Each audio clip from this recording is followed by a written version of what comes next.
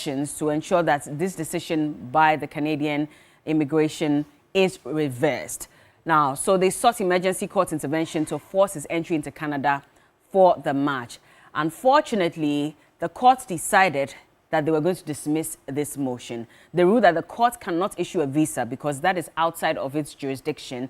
Also because it was the immigration or the travel officer's decision to turn this, around in favor of Canada and not in favor of Partey. And so the court has no power to actually issue a reversal. But no serious legal issue as well was established with the visa refusal. And the judges for Thomas Partey had indicated that if he should miss one game, that could cause some irreparable damage to himself, the team, etc. But the court said that really missing one World Cup match does not meet the legal threshold for irreparable damage. And the balance of convenience favors upholding Canada's immigration issues. So as it stands now, he cannot enter Canada for the Ghana versus Panama World Cup match. He remains in the United States with the national team.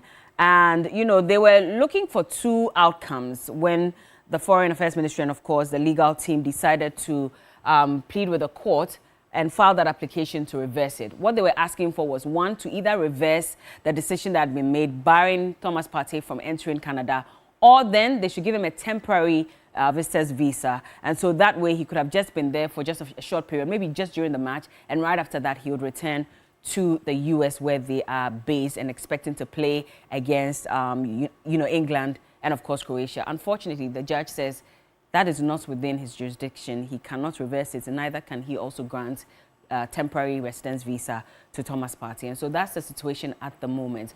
But a lot of questions were being asked, and that's what we mentioned earlier, by the way, about how the application was filled, the answers that were given, and how that could have also affected the overall decision by the judge. The fact that they indicated that Thomas Partey's team, whoever filled that form, ticked no when they were asked if he was facing any criminal charges at the moment. And for me, that is a grave mistake, literally.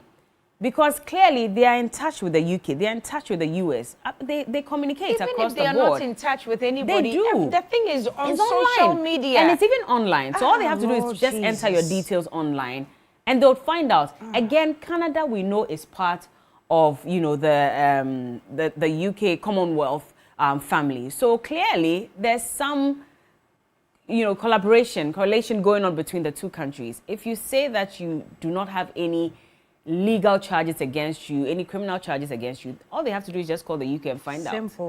Simple. And that's why we are where we are today. Even for normal visa applicants to the UK, to Canada and the US, if you're found culpable or if there's any error in your application, if you told a lie or whatever it is and you're refused, that information alone is circulated to all these embassies for even normal applicants, normal people who do not even have criminal allegations against them. So how much more Thomas Partey, who is facing 7 criminal charges? We do not understand.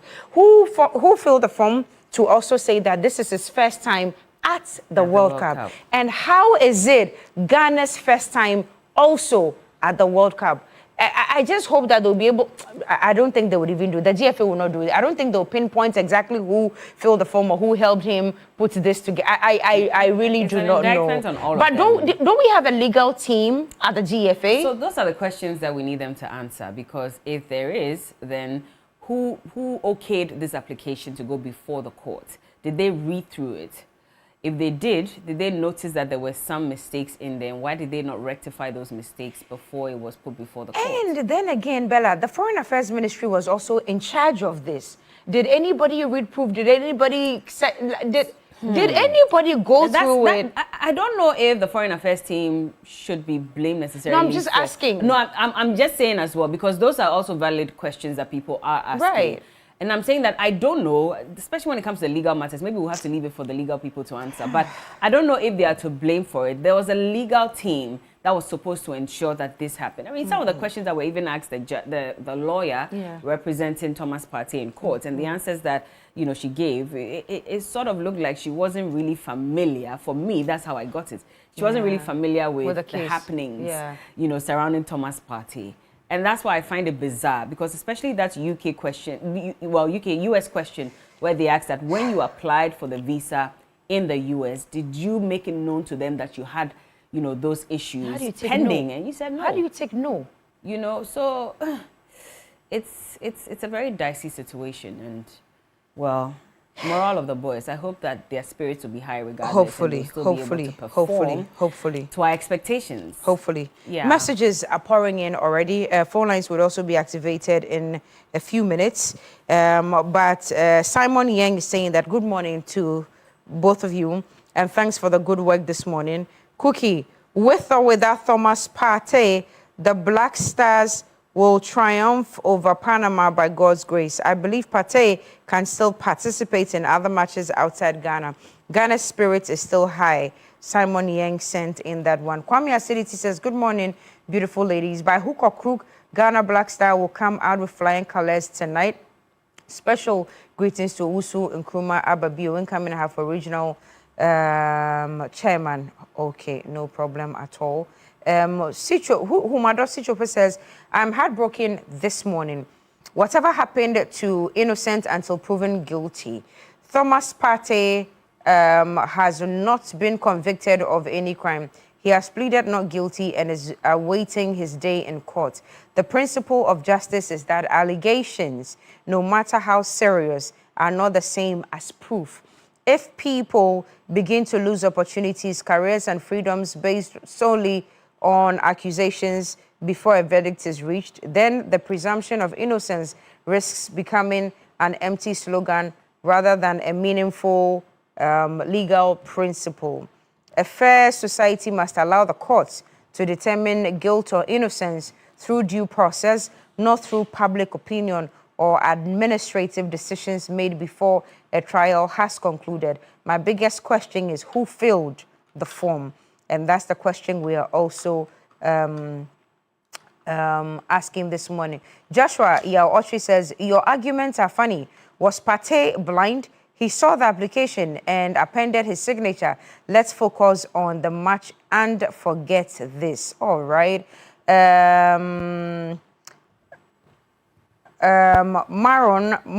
Mamoin says, they thought the system in Canada is not working like theirs in Ghana. So they wanted to cheat, all right? Prince Nanaya York, I'm sorry, says, good morning, Cookie and Bella. Ghana 3, Panama 0. Ghana will still win without Thomas Partey. All right. Bella, do you have messages? Otherwise, there's more here. Just pulling up. You go ahead and read. Sammy Frank Bachman says, for me, I'm grateful for any outcome. This should rather ginger the team and make them a lot more angry. Not to only draw, but to have them win through the group stages. All right. And Bella, someone says that they've got a hit song for Black Star that they want to share. Emmanuel Mensah, we'll wait for it. Share it with us and let's see what it sounds like. Even National Speed is struggling to get his song. Akwabaka is getting is struggling, but let's see how it goes. But there's one that I got from Twitter yesterday. It's from one Ohene Bampo Brenya. I believe he's a sports journalist. And he says that no player fills his own document on international assignments, not even at club level. If there were errors in Partey's application, someone at the FA is responsible. So as far as he is concerned, the person who filled that form, even if Partey appended his signature, that person is the one to be held responsible for the mistakes that we witnessed in that application. So again, Rahman Osman, also a respected sports journalist, says the person who first filled Partey's form should be questioned, made a mess of the entire situation. Too many lies. How do you say first time Ghana qualified for World Cup? Partey never played in a World Cup. Said he's been playing for Villarreal for 5 years. They didn't mention his case on his visa. Lawyer showed bias claiming he's innocent when that isn't what the topic is about. So, in SMP, that's the struggle right now. Let's see what happens tonight at 11 p.m. when Ghana finally plays Panama for their first appearance at the 2026 World Cup. But in other news, there is a looming crisis, waste mounting in the Ashanti region in Kumasi, and our brother and our correspondent Ibrahim Abubakar has put this package together. Let's take a look and we'll come back to the Black Star issue. Here in Kumasi and its surrounding communities, tricycle waste collectors play a vital role in keeping the city clean. Every day, they move from house to house and shop to shop, collecting refuse and transporting it to the Oti landfill site for disposal. But what should ordinarily be a quick and routine process has become a major challenge. The collectors say the breakdown of bulldozers used to compact and level waste at the landfill has slowed operations, resulting in long queues and delays. According to the collectors, instead of the usual 20 minutes, they now spend several hours and in some cases almost an entire day waiting for their turn to dump waste. And I do 1, 2, 12, Nina age name. And the problem now Nina and the platform now Muyenu or Muye and then so suta Yantiminko and then my tune a baby breeze and then my pre bolano. The prolonged delays means many of them are unable to make multiple trips each day, leading to reduced income and increased operational costs. The protesters are therefore demanding immediate intervention from city authorities to restore normal operations at the landfill site. The machine that they are using at the landfill site is almost old machines.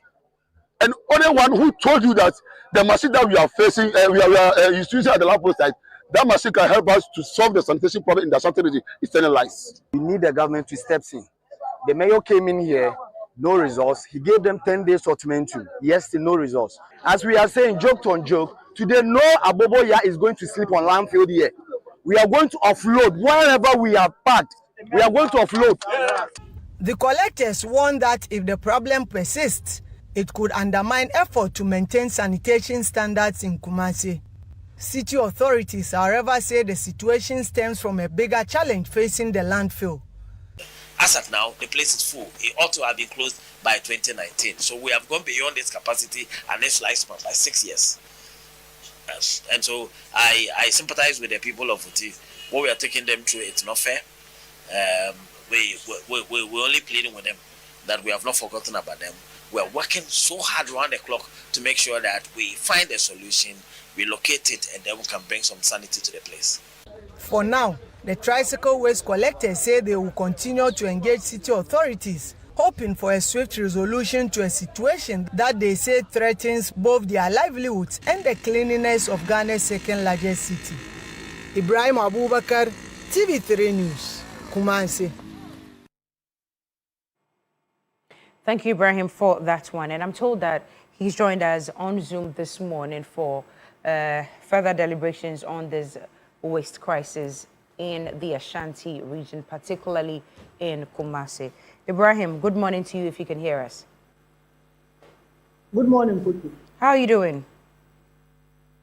By His grace, we are doing very well. All right. You're doing a great job all the way in Kumasi, but take us through it again this morning. What's happening with the landfill sites? What's causing the delay? Exactly what is going on with waste management in Kumasi? Okay, so Cookie, the Oti landfill site was operationalized somewhere in 2004, and it was designed to last for 15 years, meaning that by 2019, the place should have shut down. The place is full to capacity. Currently, when you go there, we are just improvising, trying to make do with what we have. But then I also remember that somewhere in 2021, the then president, Ronaldo Danko Akufo-Addo, commissioned the Kumasi compost and recycling plant. That was meant to bring mitigation to this one. So with that operationalization of that plant, it meant that all the refuse that we collect from Kumasi, between 2,000 to 2,500 tons daily, not everything was meant to be disposed at the landfill site. Then we had to send a chunk of it to the plant for recycling purposes. But unfortunately, as we speak, that facility is not being utilized fully because government owes Amtozo Mulayo. But then, like I said, the OT1 was supposed to have been closed in 2019. We are in 2026. We are still using it. So currently, when you get to the site, even access to the dumping ground is a challenge, especially when it rains. And also that facility, because government owes the contractor for about between 3 and 4 years, they've also not been able to get enough funds to be able to buy new machines to make operations effective. So the bulldozers, which are supposed to level the ground for the tricycle waste collectors to be able to come there and dump their refuse, is also faulty. So it's not working as we speak. So when they move, some of them will work as early as 4 a.m. By 5, 6, they'll be able to collect the refuse that they need. They move to the dumping ground, which ordinarily the process shouldn't take them beyond 20 minutes. But currently, people are spending 5, 6, 10 hours and even an entire day before they are able to get access to dump.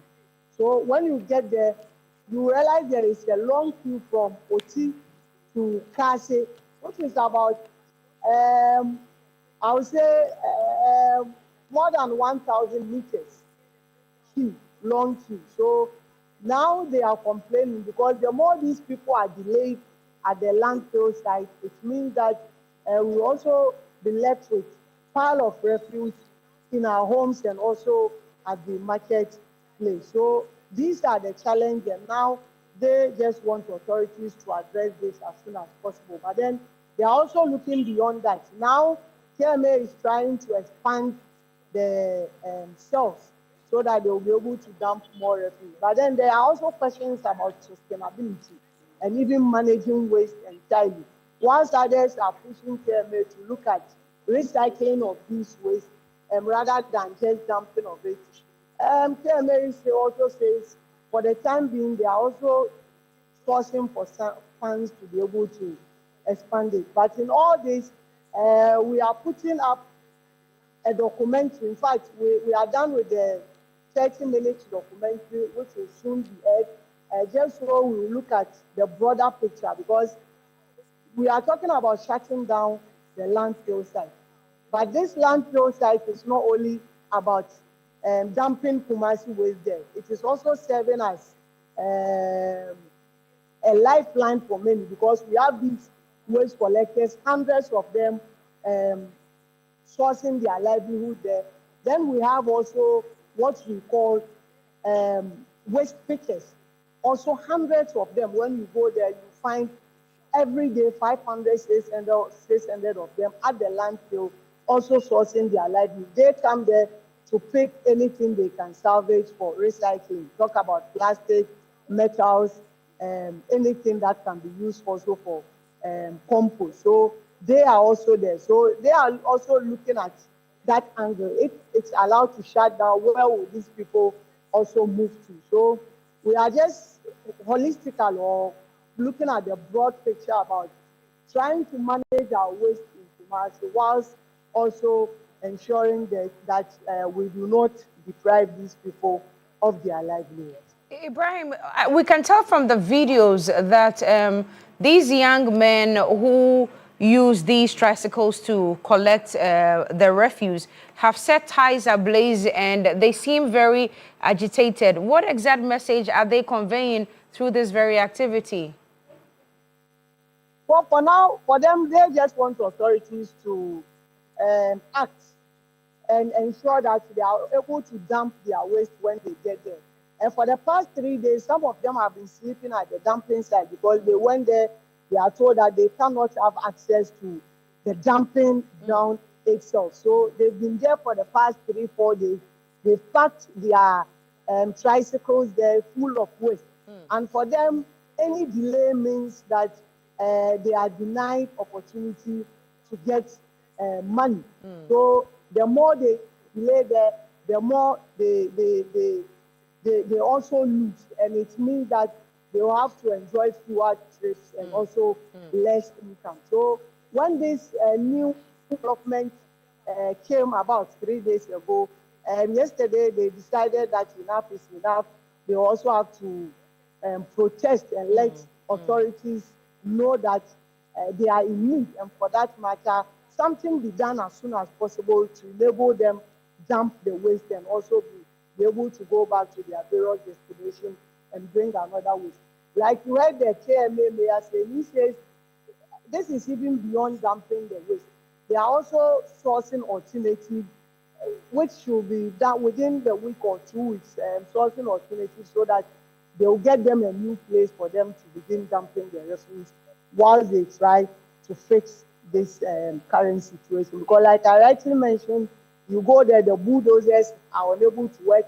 It's been raining too, so access also to the main dumping ground is also a challenge for these tricycle operators. And they say they are paying money anytime they get there. So they also do not understand why authorities are not taking steps to address this situation. Ibrahim, did you say that the bulldozer which is leveling the refuse is only one and it's broken down at the moment?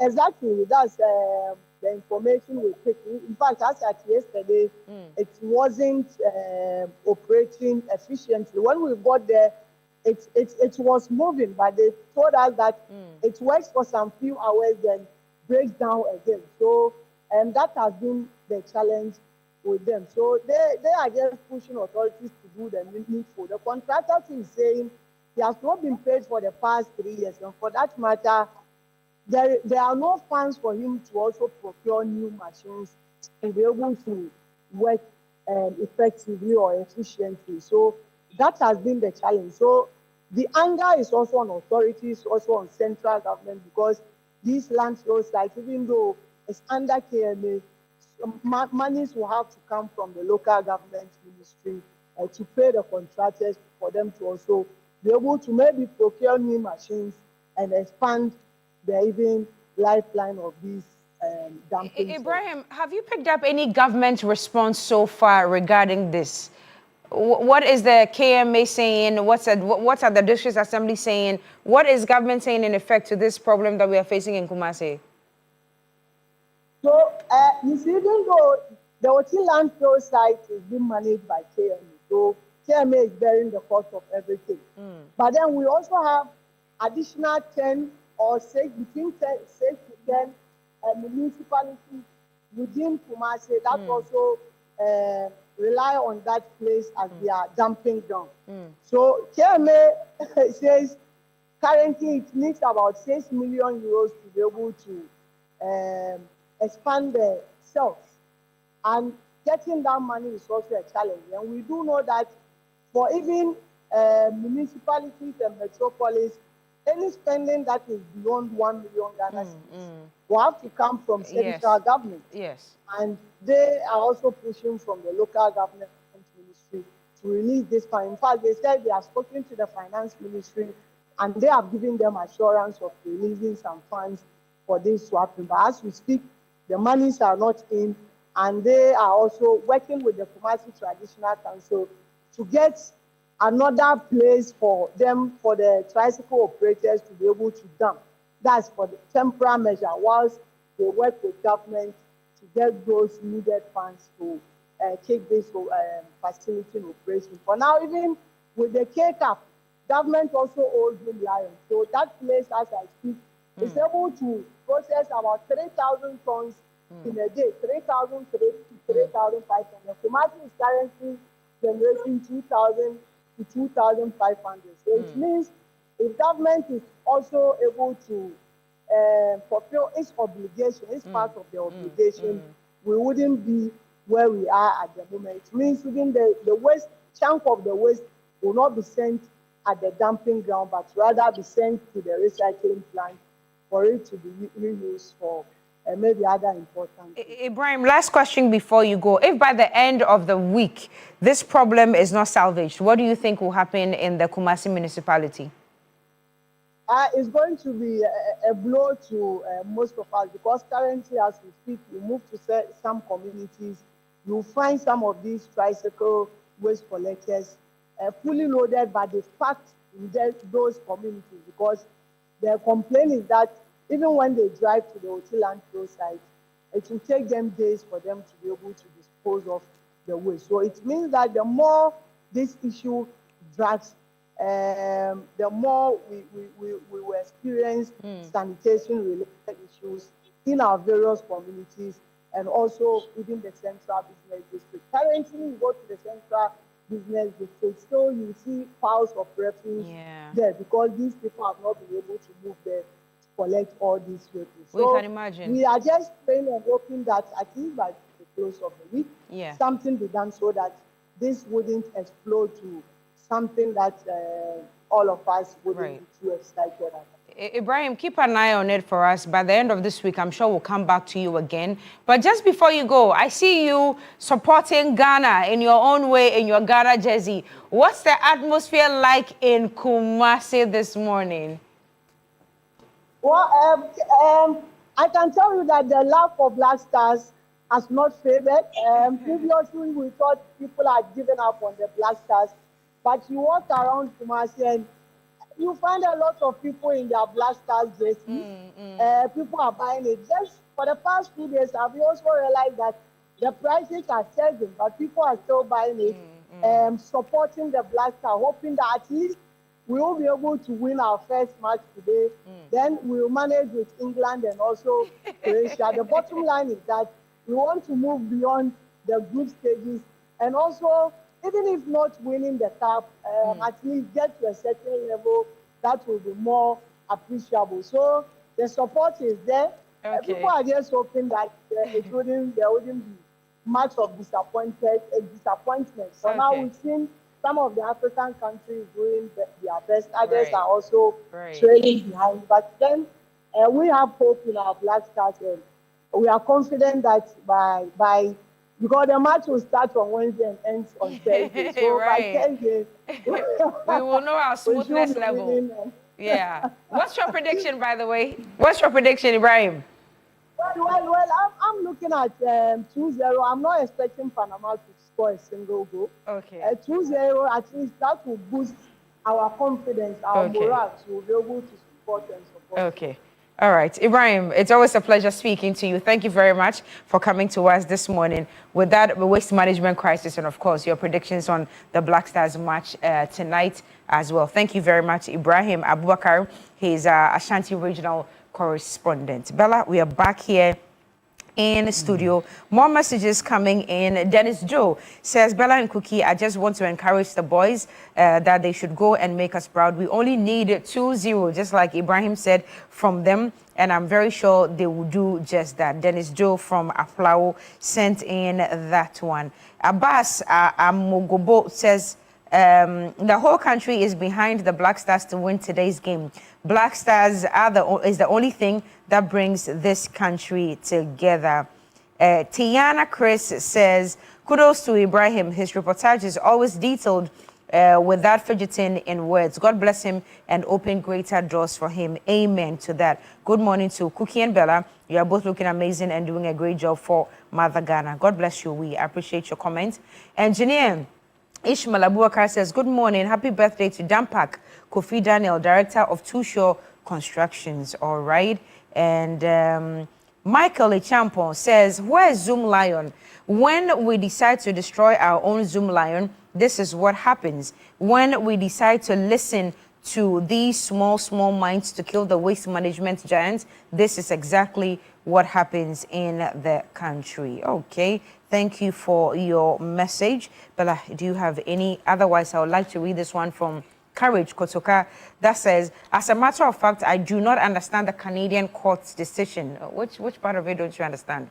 Are they saying that their immigration authorities have more power than the courts? Why can't they direct the immigration authorities to reverse their decision and follow Thomas to play? Well, God knows best. From what I can see, Ghana is going to win, and we may meet Canada later in the competition. Whether they allow Thomas Partey to play or not, we remain confident in our team's chances. Courage Kotoka Angologa, that should be from the Volta region, sent in that one. Courage, maybe you should take your time and go through the response from the court. Right. If you read it, and if you're privy to the letters that were written to Thomas Partey's team after they had applied for the visa, where he indicated that he did not have any criminal charges, he was not facing any allegations against him.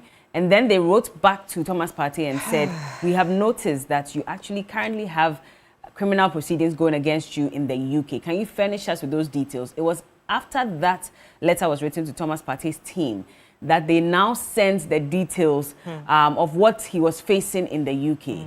So as far as you're concerned, if you ask me, I even think that just that lie alone, that omission, it was a lost case before it even started, was enough, right? Beyond the fact that if you have any legal proceedings against you, any criminal matter against you, then you are inadmissible in the country. Just the fact that they even told a lie was bad enough. But, well, we'll see what our guests on The Big Issue have to say about this. And that's not the only topic we're having a conversation on. As it stands now, former Finance Minister Ken Ofori-Atta has also been granted a green card in the US. And so questions are being asked as to whether that complicates the matter concerning allegations also proffered against him or charges proffered against him by the Office of the Special Prosecutor. Yesterday, one of his lawyers was speaking. He says that as far as they are concerned, they have not been officially served with any charges. So they are not aware officially of any charges. They have not received it, so they don't even know why the Office of the Special Prosecutor and the Special Prosecutor himself has been speaking to the public, letting them know what the former finance minister has done, when they, as a team, and even Ken himself, has not received any official note indicating that he has been served or he is being charged with allegation A or B. So those are the conversations that we'll be having on The Big Issues this morning. Then much later, of course, when sports comes your way, we'll delve deeper into this matter and understand better from the sports journalist how this affects our play tonight and subsequently in the World Cup. But just before we start that, perk up your day the Milky Way with a rich, smooth taste of Perk Milk Shortcake. It is pure delight. Ose Black Star. Shouts to Emperor GH, by the way. I'm rocking my scarf today. Today, we're going to enjoy it. We will. On the show. Naguchi has a message for both of us. Says that tech in America, it's a t-shirt brand, it's a clothing brand. They also want to send us jerseys. Yes, so we're waiting for it. We'll make our choices and then send it to you. But yes, if you want to send us jerseys or Ghanaian-made interpretations of what the Ghanaian jersey should look like, please, we are here for it. Send it to us. We'll rock it for you. And we'll say a big thank you and promote it for you as well on our socials. Thank you very much. Ali, my flag no so. My flag no so. Oh, say Black Stars, Black Stars, Black Stars. All right. We will still win, whether we win or lose. The vim is like 50%. When we score, then now we'll raise this all the way. We shall score them. We shall put pepper in their eyes. Emperor brand, love this. Thank you so much for this beautiful gift. Thank you. Thank you. All right, let's take a break. We'll be back with A Big Issue.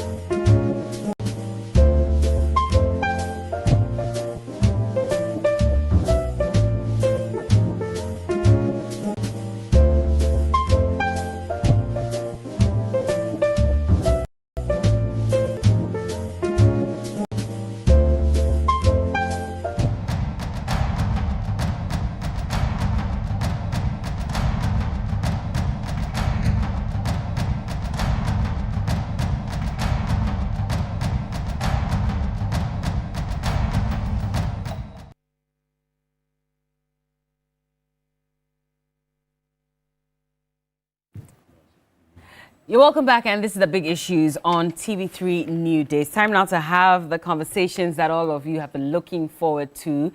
And the whole of yesterday, all of us were waiting for that final verdict from the court in Canada regarding Thomas Partey's application to have them reverse a decision that barred him from entering Canada to play or to be part of the team that plays Panama today. Unfortunately, after hours of waiting, it was indicated that the judge or the court had dismissed that application on various grounds. And so we'll get into that conversation. I see that a lot of Ghanaians are very upset about the details of that, and also upset about the fact that, you know, for some reason, Canada just did not reverse the decision. But we'll get into that. Also, we'll be talking about former Finance Minister Ken Ofori-Atta, who we're told has been able to secure a green card for himself. And so that application has been granted by the United States of America. And so that gives him the chance to stay in the U.S., if you like, permanently, or for as long as that green card holds. And so how does this affect his case in Ghana, especially knowing that the OSP at a point had declared him a fugitive? Eventually, they took down that declaration, but they have also proffered some charges against him, and they're expecting him to be in Ghana to answer questions to those charges. And so does it mean that getting a green card now might prevent him from coming, sort of, or does it affect the case in any way? If you're joining us on Facebook, good morning to you. Thank you so much for choosing us. But in the studios this morning, I have Mr. Solomon Owusu. He is the Director of Communications for the United Party, and he joins us. How are you doing? I'm good, Bella. And, nice to see you. It's been a long time that we had a program together. It has. Our video went viral. Viral, yeah. I remember that video. That was the days of heat. I'll call it heat. Oh, now things have cooled down, eh? Somehow. So we are good. Because I've been watching you, and the way you and Dr. Zato have been giving each other heat on this show. Because he doesn't want to repent. But he will be forced to repent. Well, anyway, if I've mentioned Dr. Zato, I might as well just introduce him. Dr. Joshua Jebuntie Zato. He is a senior fellow. Pronounce my name better than Solomon and even Roland Ha. I mean, the Jebuntie. That is it. You've done very well. You see. My name is Bellamundi. Bellamundi, yeah. I understand the game. Oh, good. Yes. Good. Game recognizes game, right? Hey, okay. He's a senior fellow, Africa Policy Lens, senior lecturer at the University of Ghana. Good to see you. Good to see you, Bella. Where's your jersey? Let me give a big shout out to Mr. Yamusa Zebrim. He's the owner of the Best Western Hotel in Ghana. He's also the owner of the Sheraton by Four Seasons. An excellent entrepreneur who is giving business, who is creating businesses and jobs for Ghanaians. This morning I celebrated. This morning I thank you. You see, some of the jerseys came from Jubilee House. I was waiting for mine to come. It didn't come. They only gave it to Solomon Owusu. He told you that he got his jersey from Jubilee. Yeah, CEO is here. So me, even JC. You are giving only to Jubilee. How much more? A poor university lecturer like me. I should get bed. I didn't get. You know the owners of hotels. You are poor. You just did a free. No, I'm just a poor university lecturer. But you know rich people. You've just mentioned someone. I know somebody doesn't mean that I'm rich. The shirt that you are wearing. How much did it cost you? They gave you. See, that's what. Okay. You see them. Please calm down. Here, see you. You see Please calm down. Let me introduce our third guest for this morning. Edidi Tamaklo is the CEO of the National Petroleum Authority. He's also a private legal practitioner and a member of the NDC. Good morning. Well, good morning. How are you doing? I'm excited and I have a huge hope for today's game. You do? Absolutely. But why didn't you give Dr. Zato a jersey from the Jubilee House? You know, when you were... That is what you say. No.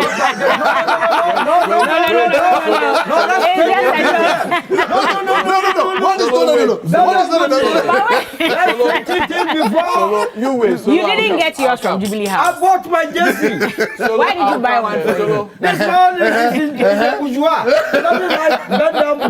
I went to downtown and bought my jersey. Allow me. Yes. So you're wearing false. False. So let me do my intro. Today, your intro is finished. Today, help him. No, please let him. Today, I'm so confident that the Blaster will win 4-0.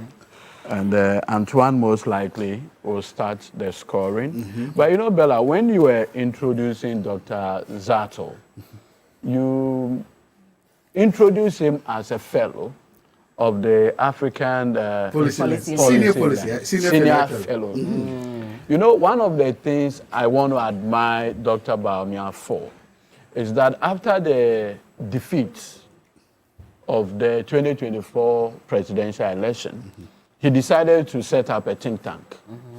Which think tank will help the MPP in terms of policy formulation, among others, for his presidential candidate. Which think tank happens to be the African Policy Lens. I think it's good. It enriches the debate. There's some factual inaccuracies. Hold on, you let him land. Bella, no, the guy has already started on factual inaccuracies. Please, let me just conclude. No. It's a factual inaccuracy that he's actually the wrong established or launched Africa Policy Lens. That's a factual inaccuracy. He didn't establish it? No. Okay. Who established it? No, we can talk about that, but he didn't establish it. Okay, so he didn't. Okay. So let's He did not. You just briefly so that we can get into our conversation. Gentlemen. Do you have any evidence to prove that? Go back to yes, let's go back. Please let him land so that we can get into our conversation. We have a lot to talk about. So the point I am making is that I think it's good when politicians set up think tanks to help them in policy formulation. It takes the conversation from vandalism to policy debate. And so, the vandalism in the context. I see. And so I strongly believe that it is a good thing Dr. Bawumia set up the African policy. Okay, point me. To help Point me. He also says he did not. See. So I understand. You said he did not. Yes. We'll take your word for Because it. he has no evidence to prove otherwise. But you know, today he is supporting Panama. And that's why he's not wearing Yeah, that's why he's not wearing it. He had enough. Okay, let's ask ourselves. By the time we are done, we know the people supporting Panama. Why would a Ghanaian support Panama? I said I knew where all this was coming from. That was the propaganda that he was about to make. The people supporting Panama. Well, even before we play also Panama. know those who got their JCs from Jubilee House on Someone who says he got it from Force Line. We'll see those who got their JCs from Jubilee House. We'll have an idea. Those who are wearing, those Aren't we supporting supposed to be Panama banning used clothing from their to protect our environment? Well, we've enjoyed. Let me just introduce our Where did you final. get your JC from? Was it from Jubilee House? No, Jubilee I House have no doesn't connection to Jubilee House. No, we I don't can afford- manufacture. No, you're like I can afford my Jubilee own. House doesn't manufacture. Unlike you, I'm not t-shirts. poor. I can buy my own jersey. Okay, that's good. That's good. Anyway, also joining us is Yabua Manyako. He's a private legal practitioner and the MP for Efia constituency. Good morning. How are you doing? Good. How are you doing? I'm good, thank you. Match day, you may suit like that. Because in Parliament we have parliamentary sitting today. So you're not allowed to wear jersey? We've No, not been Speaker would cleared. have excused you if my senior intended.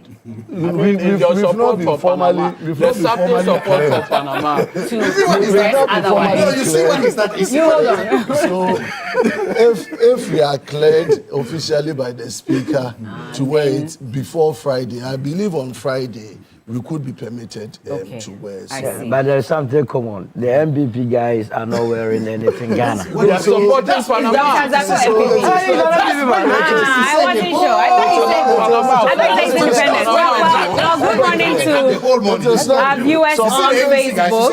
Agongo, he says, where's Roland Walker? Roland is on leave briefly. He'll be back soon. Can we get live coverage of today's game? Yes, it'll be live on TV3 Abdullah, so you can watch it. Also, good morning to Godwin and to Prince. At this moment, Ken Ofori-Atta and the family must be barred from any public office. That's Prince Nanaya. We'll get into that conversation shortly. But good morning to all of you who are tuned in on Facebook. We're also live on YouTube at TV3 Ghana and also on DSTV channel 279. Let's start off our first conversation with Thomas Partey. So, Man is a very respected member of the Energy Committee of Parliament. Oh, nice. And he has been scrutinizing my work. I'm subject to him. but you're happy with the work he's doing? Are you happy with the work he's doing? Yes, sir. There's this your MPA bill that is coming. We have On that note, let's start our conversation. All right. Before I proceed on this, my very good brother, Edward, he intends to bring a new MPA bill, which is going to transform our entire petroleum downstream sector. And we are going to support him. But there's something in it around the management of BOST that I want him to reconsider before he brings it. Okay. Because BOST is a strategic institution. No, the boss MD himself. You let's leave this conversation at the right time. When you both are ready to discuss it publicly, maybe we'll get into that conversation. This is governance. This is politics. This is governance. On that note, let's get into our first conversation This is politics this morning. And yesterday we all waited, well, maybe impatiently, for the courts in Canada to make a determination as to whether they'll reverse that earlier decision by the immigration in Canada to prevent Thomas Partey from entering Canada. And they said it was also based on the fact that once you apply for a visa to Canada, they have to check your background and make sure that you don't have any criminal proceedings against you, any criminal charges against you. And once you do, then it's very likely that you will be inadmissible into their country. And so he had his visa refused or rejected as at Sunday night into Monday morning. And the Foreign Affairs Ministry indicated that they were going to deploy all possible options, so from legal to diplomatic, to ensure that that decision would be reversed. Yesterday, a hearing was held in Canada at 9 a.m. In fact, it was 1 p.m. here in Ghana, and we all were waiting to see what will come out of it. Unfortunately, by evening, we heard the news that the court had dismissed the motion, and so basically they were not going to overturn that decision and allow Thomas Partey into the country. Now, let's look at some of the issues that came up, which is why they decided to overturn that decision. And so we'll take a look at the response from the court. And so these are the details. It says here that I have concerns that you do not meet the requirements put upon you by subsection 16(1) of the Immigration and Refugee Protection Act, IRPA, which states that a person who makes the application must answer truthfully all questions to put to them for the purpose of the examination and must produce a visa and all relevant evidence and documents that the officer reasonably requires. This is actually a letter that was written to Thomas Partey on the 15th of May. In fact, on the 25th of May, pardon me, after he had applied for the visa on the 21st of May. Now, in applying for the visa, there were some questions he needed to respond to. One of them asking if he has any criminal charges leveled against him in the UK, if he is currently in court over some criminal allegations, and he ticked no. And so the immigration from Canada now wrote a letter to him on the 25th of May, and that is when they put out that letter indicating that you are required to answer truthfully all questions that are made available to you when you are applying for the visa. Now, they said that they had noticed, and if we can bring that letter back on the screen, they said they had noticed that he was currently facing some criminal charges in the UK. In fact, 8 counts of sexual misconduct in the UK. And so if that was the case, they expected him to furnish them with documents showing that indeed he was facing criminal charges in the UK. So this is the letter. Like I said, it was written on the 25th of May. So let me just quickly go through it. They said they had reviewed the application. If we can just go up a little bit, it says that a person, I have concerns that you do not meet the requirements put upon you by subsection 16(1) of the Immigration and Refugee Protection. A person who makes an application must answer truthfully all questions put to them for the purpose of the examination and must produce a visa and all relevant evidence and documents that the officer reasonably requires. I have additional concerns that you may be inadmissible under subsection 41 of IRPA, which states that a permanent resident or foreign national is inadmissible for misrepresentation. A, for directly or indirectly misrepresenting or withholding material facts relating to a relevant matter that induces or could induce an error in the administration of this act. Specifically, to ensure that you meet this requirement, I require further information regarding your current charges in the United Kingdom to assess your admissibility to Canada. Our research shows that you are currently facing several charges for sexual assault in the UK. Please provide any and all court police documentation regarding these charges. Then a response was sent from the GFA to the Canadian government on the 27th of May, responding to this particular one. And there they indicated that they had attached all documents showing that he was facing criminal charges. That was on the 27th of May.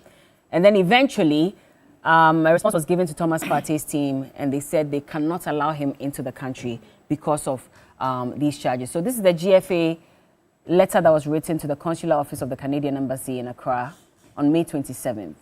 And so if you scroll up a bit, it says that we write with reference to the visa application for Thomas Partey. Attached are the requested documents for your perusal and necessary action. So the big question is, why then did they take no on their visa application? Because clearly that was a lie. And we know that when you lie on your visa application, they'll find out some way, somehow, and they'll reject you. So that's clearly what happened in this case. Maybe I should start off with you, Solo. Yes, good morning, and to your cherished viewers. This is a matter that goes beyond just what you have been told by the embassy that someone takes a no, and we must not take it as such. It has to go to the entire foundation of FIFA, what we are discussing. Because remember, Thomas Partey is not going to to Canada on his own business. He's supposed to be in Canada for his for what you call as part of a national team. Yes. So yes, on the face of it, he took no, meaning that he lied that he was not facing any charges. But my difficulty is the whole arrangement of FIFA. Because remember, these games, it's not Canada that is organizing the games. It is a FIFA organized competition. Now, FIFA in its own wisdom invites people, countries to come and what? Bid for the hosting right. Canada, US, Mexico did so in 2018, telling the entire world that you are all welcomed to Canada. You understand?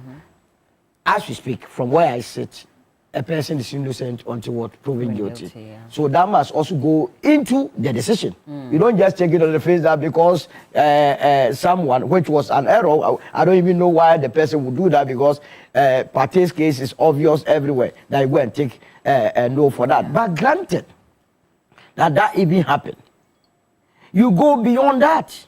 Who goes beyond that? The embassy must go beyond that. Okay. The Canadian consulate must go beyond that. If you lied on your application, it must go beyond that? Yeah, because at the end of the day, it means somebody genuinely made a mistake. But when they requested the subsequent letter that you provided from GFA, didn't they attach court and police proceedings? It means clearly somebody erred. And you understand, some of these taken, maybe the one that was doing, thought it was just a mere taking. And that is why you have an opportunity to go back and defend yourself. They gave him the opportunity to come and explain himself. He went back and explained that, yes, I'm facing some charges, but these are the processes that are taking place. But I'm saying that beyond that, you must look at why Partey is going to Canada. He is going there to play football, for Christ's sake. Is it the case that in going forward, hosting countries, if they see that there is a player that is good, they must forcibly find something wrong on their visa application for and deny the person entry? Is it forcibly? But the person has explained himself. Is Canada telling me? Is Canada telling me that anybody that has been charged or convicted of rape is not supposed to be in that country? Is that what they are telling us? They say that's their law. That is their law. As long as that issue can be tried in their country and it's tried as a grave issue that can land you in prison for a number of years, they usually would not allow you into the country. You know Mike Tyson. Mike Tyson was convicted of rape charges. In fact, he was imprisoned in 1992. You understand? Since then, Mike Tyson has visited Canada more than 5 occasions on promotion, on entertainment, and other issues. So is it the case that because Partey is coming from Ghana, he cannot enter, but Mike Tyson can enter? You know Calvin Brodus, the person that you people call Snoop Doggy, you know him? Snoop has been convicted on several charges, including drugs. But Snoop, the least opportunity is in Canada. That is why I'm saying that the Canadian consulate should have looked beyond that error, because it's obvious. But you cannot make that error and expect that the Canadian embassy should do the work for you, Solomon. So I did tell you that if all our players made that error, they would have bounced all of them and Ghana wouldn't be there. The law is the law. The law is the law, I agree, and that is why it has afforded him the opportunity to explain himself.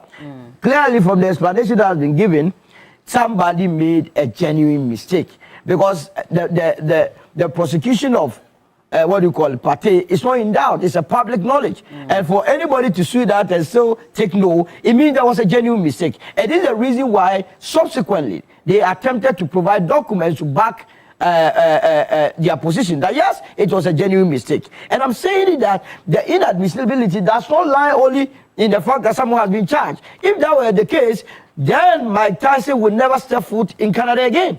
Then Snoop Dogg would never step foot in Canada again. But here is the case that someone has been convicted even of rape has been going to Canada. So that cannot be the position here. And that is why they should have looked at it from the angle of being a football, representing Ghana, being part of the Ghanaian national team, and going to Canada by virtue of the fact that FIFA decided to take that tournament to Canada. But in that regard, I believe that this must also reform the sort of agreement that FIFA, you know, before they give you the hosting right, there is what you call the hosting right agreement between FIFA and the host country. That has to be included. This must be an eye-opener to FIFA that, look, if you do not take care, for instance, the issue with the referee, Omar, yes. Yeah. I thought CAF should have, entire African continent should have even boycotted the World Cup. You understand? Because that referee was prevented. Of course. It is not the referee's fault that you decided to take the World Cup or send the World Cup to the United States. It is not his fault that he's coming from Somalia. Why must your local laws deprive him his profession? You understand? So that if you don't take care, countries will use visas to be denying right professionals from as it were, exhibiting their skill. And that is, for me, that difficulty. Okay. So, but at the same time, and very quickly on this one, should we not be holding the GFA's feet to the fire as well? That one is another matter. Because clearly, they are the ones that responded. So that means that they filled the form. Yes. And they made the mistake. But it seems as if this morning you seem to be putting the blame at the Canadian embassy. No, I am dealing with the first phase first. Okay. As for GFA, I have told you time with that number. These are football people. I have no confidence in them. They are not representing the interest of this country. The GFA? The GFA, they have never represented the interest of this country. And so, this is another matter. I am dealing with the pressing issue. Okay. You understand? The pressing issue being that the visa officer, the issue officer should have known beyond what was said that Partey was not going to Canada as a tourist. He is going to Canada to play football in the same way you have admitted Mike Tyson on condition that he's coming there for entertainment purposes. The same way Partey has been coming to was going to Canada to entertain. Okay. As part of a Ghanaian contingent. So if somebody made a genuine mistake, and I see it as a genuine mistake, because I don't see how someone could have concealed the fact that Partey was going through what do you call it? Genuine mistake. Oh, I think it's a genuine mistake. I because see. Subsequently, when filling visa forms? Well, they do. It happens. You know, for the US, for example, Yes. they can even go as far as banning you for 10 years for withholding information sometimes. Which information is I'm just saying that sometimes, I'm not saying it's a clear... yes, there's an opportunity to appeal, Yes. etc. So he appealed. But, well, in this case, the judge says that it is not in his jurisdiction to overturn the matter. Fine, fair you. But what I'm saying is that it is a FIFA organized competition. Okay. So you think that there was some clear sabotage there? Even if they don't take care, the next time Ghana hosts World Cup, then we will look at the country that is coming, look at their key players, and we go back to their visa forms and find fault with it and bounce all of them, and then the game continues. How are you going to keep the competitiveness of the game? I see. Dr. Zato, let me bring you in at this point. Do you agree with your best friend here? He's talking as if he has played some football. I mean, I don't know anything about football. You don't know anything about football. Look, what is happening is that what we are witnessing, actual witnessing, is amateur hour at the GFA. If there was any serious counter, serious FA, somebody there has to be fired. Somebody there has to lose his job. We have men and women there with the chain of degrees and with multiple years of experiences. For them to sit there and drop the ball this low, it means that they are not fit for purpose and they're not fit for their jobs. But I disagree. We must always make these points very clear. Thomas Partey, I don't know his educational level, but even if he is, it doesn't matter. His business is to play football. There is somebody at the GFA employed, hired to take care of such diplomatic issues.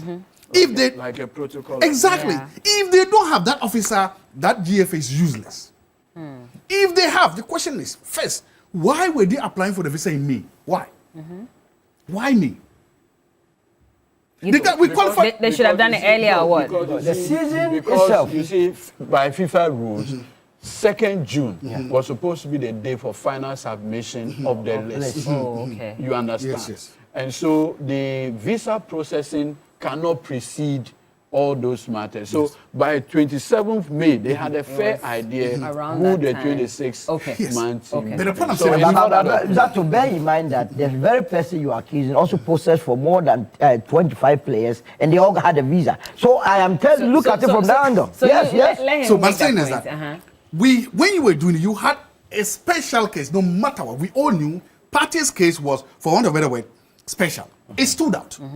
Secondly, we all knew, no matter who you were, even if you made Solo the coach of the Black Stars, Partey was going to the World Cup, or he would have been selected for team. Unless, if it was the Tottenham guy, Kudus, then he was battling injury. Then you're like, okay, it's doubtful.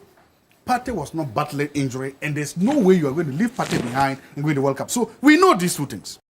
We know when it was, and we know he was going. You would have been doubting if Andrea Yu is going. But you are not doubting if, what's his name, Partey is going. Okay. So somebody slept on his or her job. Somebody refused to do what he was paid to do. Secondly, filling this form. Look, when I saw the form, I filled that particular form, those forms, a lot of them. Okay. In my life. Okay. Remember, I studied in Canada, I stayed in Canada, so that form is so familiar. And that warning is always there. So it's not just a matter of taking no, that's what somebody's saying. Did an immigration advisor or lawyer sit down to go through and fill in the form? Did somebody do that? Did they reach out to the Minister of Foreign Affairs to say, look, Mr. Foreign Affairs Minister, we need maybe a Canada desk. I'm sure they may have enough American desk or even a Canada desk there. Did the GFA reach out to them to say, look, hey, we need some expertise from the Canadians, specifically because of the special nature? Did they do that? That's what I'm saying. They're amateurs. That's what I'm saying. They slept on their job. Did they do that? Because we are dealing with a very important issue that is of national concern. Today, everybody in Ghana is concerned about this. Not only Ghana, all over the world. You are now punishing Thomas Partey twice. The guy is yet to deal with criminal charges. But you are punishing him because all over the world, he's not looked like he's guilty. Why do you put a young man through this? And you are saying the GFA is... Somebody, the person there who didn't take care of this, because my argument is that this should have been treated as a very special case. If it had been, and then they had gone, the GFA protocol or whatever office they call them, if they printed the forms, they could have engaged their legal department. They could have engaged their foreign affairs. Because on Monday I had Honorable the Minister of Foreign Affairs. Yes. And from the way he was speaking, I think he was just brought into the issue. I don't know, maybe it's possible. He was just brought into the issue. And all of a sudden, he's on the phone, frantically trying to consult his colleague to see how by that time this loss had passed. Why wasn't he involved early on? But if that's the case, should we also not blame the Canadian embassy? No. If you're saying that he's been punished twice, No. Why are they also then indirectly saying that Partey is guilty? Because that's basically what they the are application saying says. Partey lied on the form. Did he lie? Yes. Yes, beyond that as well. No, it's not beyond that. Okay. I want us to understand that. And sometimes that's the issue we talk about. Did you lie on your form? He did. It was the duty and responsibility of someone to make sure that he didn't lie on that form. Did the person do his job? Because the two lawyers are here. If you stand in a law court, raise your hand, promise to speak the truth and the whole truth, and your first question you lie, your credibility is probably shredded as a reliable witness. So, but somebody had to teach him that. Somebody should have sat down with him and said, look, these are the questions. Especially since we know. It's not this, it wasn't a concealed indictment. It wasn't something we know this happened. Somebody said that, and that's what I'm saying. If that person who didn't know should have done that. The fact that they did not do that, they let Ghanaians down. They disappointed Ghanaians. If they were serious and if they were responsible, somebody should have been fired, somebody should have been resigning, or somebody should have been taking responsibility. But this is Ghana, nobody will do that. Well, one of our viewers is saying that regardless of whether he took the yes or no, Canada would have still rejected him anyway. No, we don't know that. Well, because their law clearly says that if you are facing criminal charges or if you've been charged, then you are likely to be inadmissible into their country. It's likely. You are likely. It means that, so we don't know. The person, we don't know if he had taken the yes, whatever, we don't know that. What we know is that he took no, was denied the visa. We don't. Secondly, if he had then taken yes, maybe the judge would have taken that into what? Consideration. To say that at least you were honest, you were truthful, and extenuating circumstances, whatever you guys call them, lawyers call them, could have then helped. Okay. But the fact that... I think, are we being fair to the facts? That's the point. Well, you let him make his point. The facts we know them as what we are saying. That he didn't take, that he was under prosecution for distance. And that is part of that. So my point is that, and this will serve as a reminder to all organized institutions. When you are representing the country Ghana, you must remember you are representing aspirations and dreams of millions of people. And that you take your job seriously. We don't care what you do or don't do at your job. All we Ghanaians wanted was to make sure that these players go there and hold high the flag of Ghana. Okay. You drop the ball, and this young man is paying for it, and Ghana will pay for it. That's not professionalism. Right. Counsel, where do you stand on this? Okay, so first of all, like I gave an indication, I'm disappointed that Partey is not making up to Canada. But like he's always stated, every country has the authority to decide who comes in, who leaves. Now, there's a context to this particular conversation, and that is why I associate greatly with the submission of Solo on this matter. You see, this is FIFA World Cup. It is not an ordinary visit to Canada.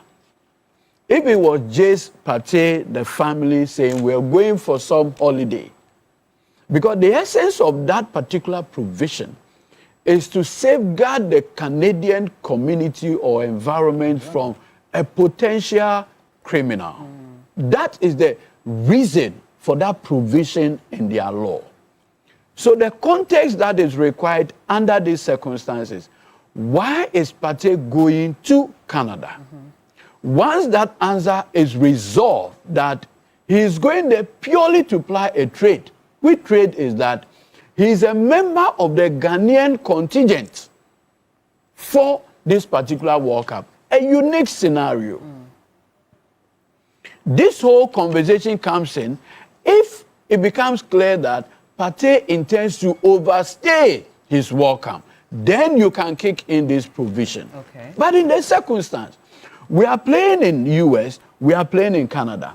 These two countries actually share information for immigration purposes.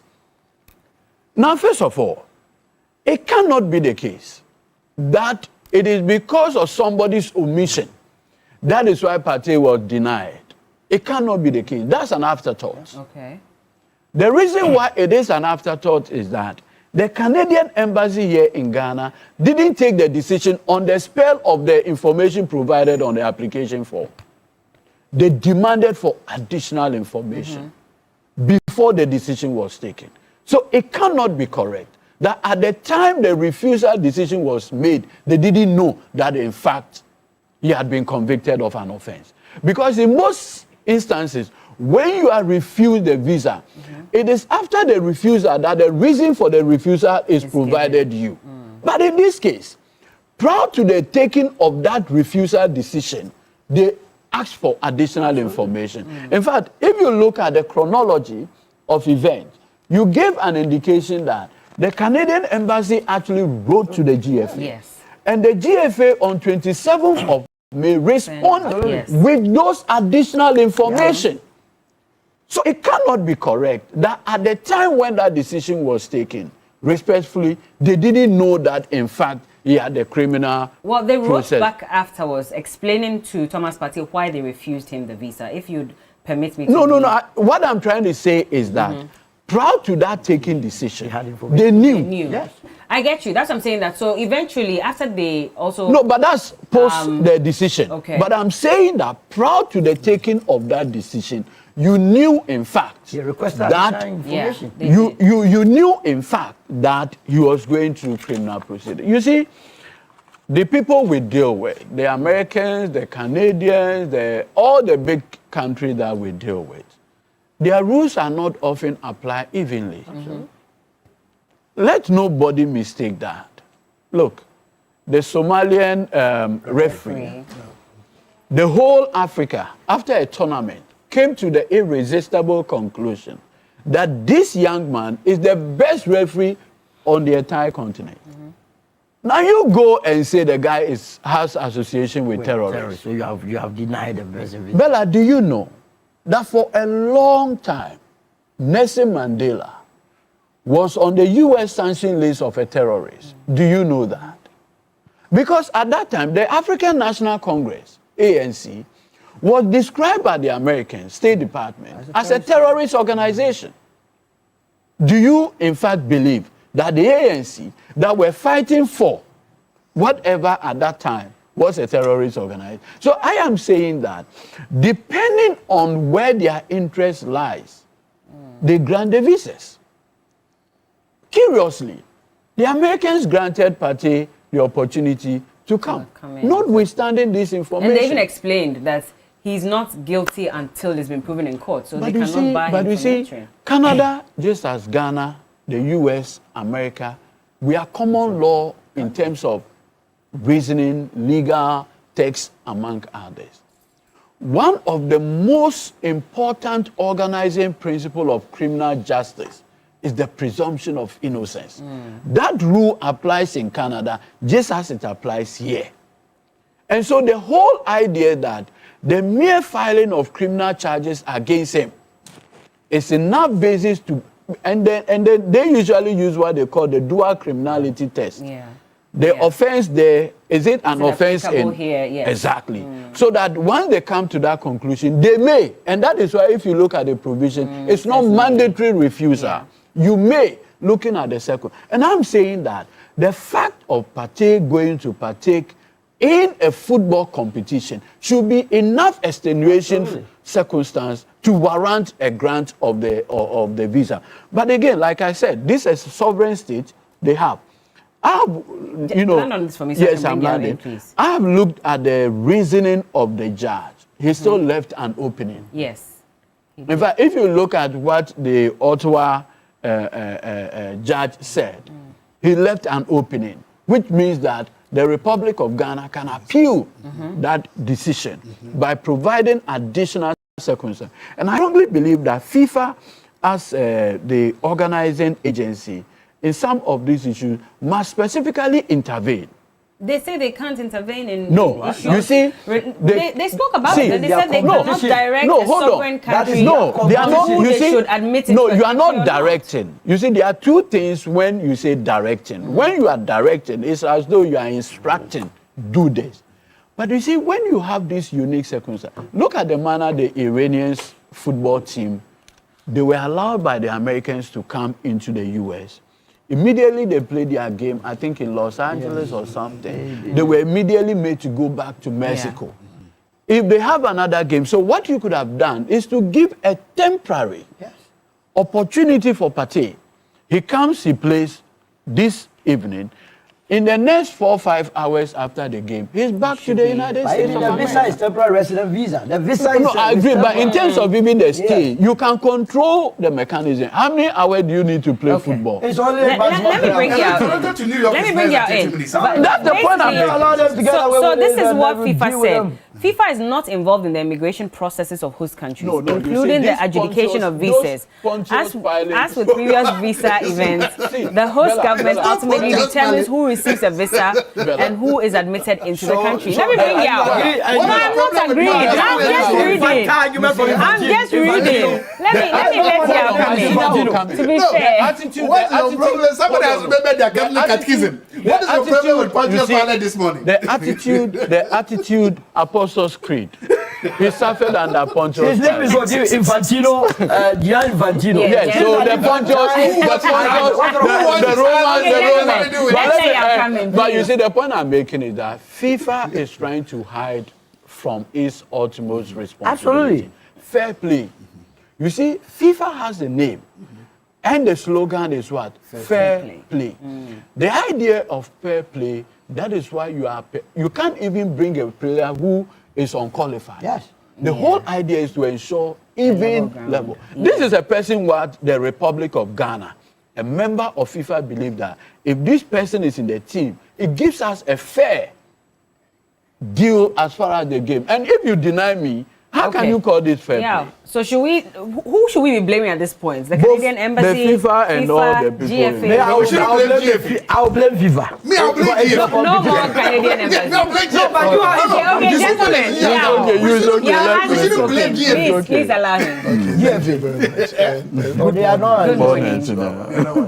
They are non-existent. GFA is non-existent. I believe, picking the thoughts of my colleagues on the table, it's very clear that Ghanaians are very dissatisfied with the position of the Canadian embassy in this matter. However, it's not the time to lay blame, but clearly, from the processing of the documentation and the request for Partey or GFA to submit further and better particulars, and as my colleague counsel said, they had the opportunity to make a determination after they were seized with the full facts. But again, they might have taken that evidence to come to a conclusion that Partey lied. Yeah. So that position to either grant or not grant, based on the facts before them, was dependent on how they wanted to take the decision. Whether they were only looking at the fact to say that, oh, you've provided us of the evidence. Exactly. Yeah. So they came to that conclusion that by providing those evidence to us, it means in totality that you intentionally or you may have not been truthful to the embassy. No. Senior, with respect, when the embassy wants to refuse you on the basis of inaccurate information, they will say so. This one, they are saying that they now know that this is what you are facing, and on that ground, they are refusing. It's two things. Okay. You see, you know, in terms of the legal analysis. I get the context. I get the context. So now it's up to us to look at the entire FIFA position in terms of how they deal with these matters. I'm very disappointed in Infantino's grounds that they leave the determination of immigration matters to the countries because they are sovereign in nature. As we've been discussing, the sovereignty of the states cannot be in doubt. But this is FIFA's game, and FIFA has a role to play when it comes to making sure that there's fairness in terms of representation of teams. And so if the matter is not too much an issue where any reasonable man may come to the conclusion that it is fair for someone to be denied entry into a particular jurisdiction, I believe that FIFA has failed us. In the instance of the Somali referee as well, I don't think if it had been any other referee whose background suggested anything like that, they will come to that conclusion. It's just a position I hold that Africans have to rise up and defend itself and each other in terms of how the West or these countries take certain decisions against us. But we have to also be very careful in terms of how we prepare ourselves. Like someone might have pointed out, if the Ministry of Foreign Affairs, knowing clearly that these issues are possible, they have its possibility of being used against us, we could have initiated diplomatic means of engagement with the Canadian embassy, particularly in the case of Partey, such that by the time these issues are even being determined, there would have been some diplomatic background conversation to lead to Partey being given the opportunity.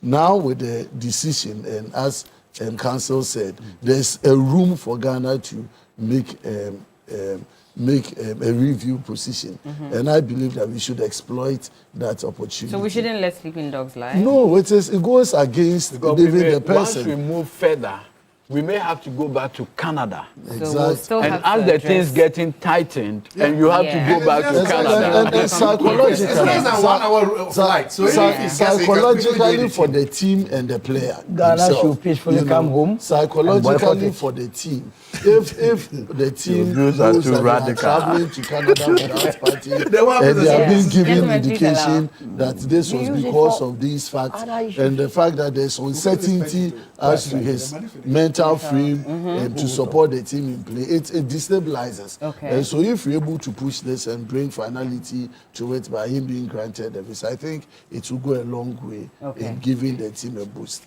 And just to end by saying that against Panama today, we can't fail.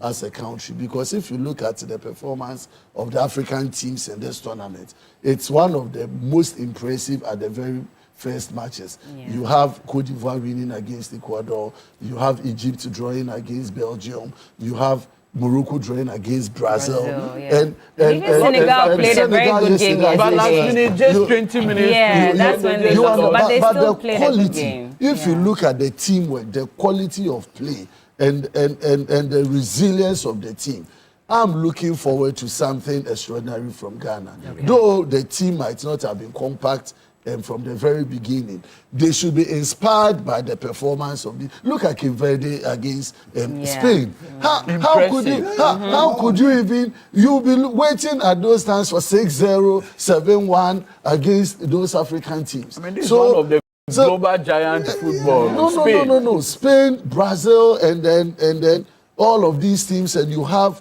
these African countries in their first game drawing and winning. I believe Ghana has to rise up to the occasion. The coach has a lot of responsibility, and we can only pray for them and share them too. What are your predictions? Scoreline, if I am expecting a 2-1 victory for Ghana today. Yeah, okay. 2-1 as well. As Solo, he even wants us to come home. He wants us to boycott. 4-0 against who? Yeah, Panama. Is it because they conceded 5 goals in their last friendly? We are doing 4. I see. You think we should boycott and come home? Or? That's too supporters radical. Must manage the expectation. We've already chopped the FIFA money. We can't come. What's the problem? Panama's match. You go pay the money. Will you pay the money to FIFA? You think so? It will be the most difficult match for Ghana because Panama, their players have nothing to lose. You see, when you are playing against big nations like England and Croatia, their players are playing the top tier leagues. Yeah. So they have their league matches or their clubs to fall on again after the contest. So 50-50 battles, they may not bring forth their legs or their foot. Panama, local champions, you bring your foot there, they will clear it like something. So it's going to be the most difficult match in the group. So expectation must be minimized. And then whatever comes out, we take it in good faith. Okay. Well, let's see how that goes. Let me just read a few messages before we move on quickly into our second topic. Lauren says, I'm watching you people live. Black Stars all the way. We should pray for Ghana Black Stars. That's a bloody Fiakuma. Our best performance will be a draw. That's Dramo Hezron. Okay, we hear you. Dr. Notedria, I see you're watching as well. Good morning. He says that we think we can fix anything. Do we read forms and take our public roles seriously? Even straightforward law and requirements to declare assets or pay mandatory statutory funds, accounts to Ghanaians, etc., will default. The heartaches of some of these competitions are sadly off the field of play. All right, Mr. Impactful, I see you on Facebook. Thank you very much for the good comments. Your arguments are funny. Was Partey blind? He saw the application and appended his signature. Let's focus on the match and forget this. That's Joshua Yao Otre. Your namesake. Okay, so Ken Ofori-Atta could not have gone into Canada too then. That's from Evans Ibn Samba. Well, unless the law is tested, we don't know if that would apply. Partey would still have been denied the visa even if there was no mistake on the visa application because of his case in court. That's Yao Martin Dedume Anku. We're going to watch it live in Melbourne. Okay. Bella, please ask FIFA if this Partey issue was to be Messi or Ronaldo. Would FIFA be making this statement? Canada is a hypocrite. Okay. Let's focus on today's match. We hear you. A lot of messages are coming in as well. Solo, you're right. The MPP hates Ghana, so they don't wear Ghana t-shirts. Oh, I didn't see this early enough. Dr. Zato, are you saying that Partey couldn't also read his application before appending his signature on it? Let's move on to our second topic now. And we're talking about the former finance minister, Ken Ofori-Atta, who yesterday we were told that had gotten his application at the U.S. court approved for permanent residency.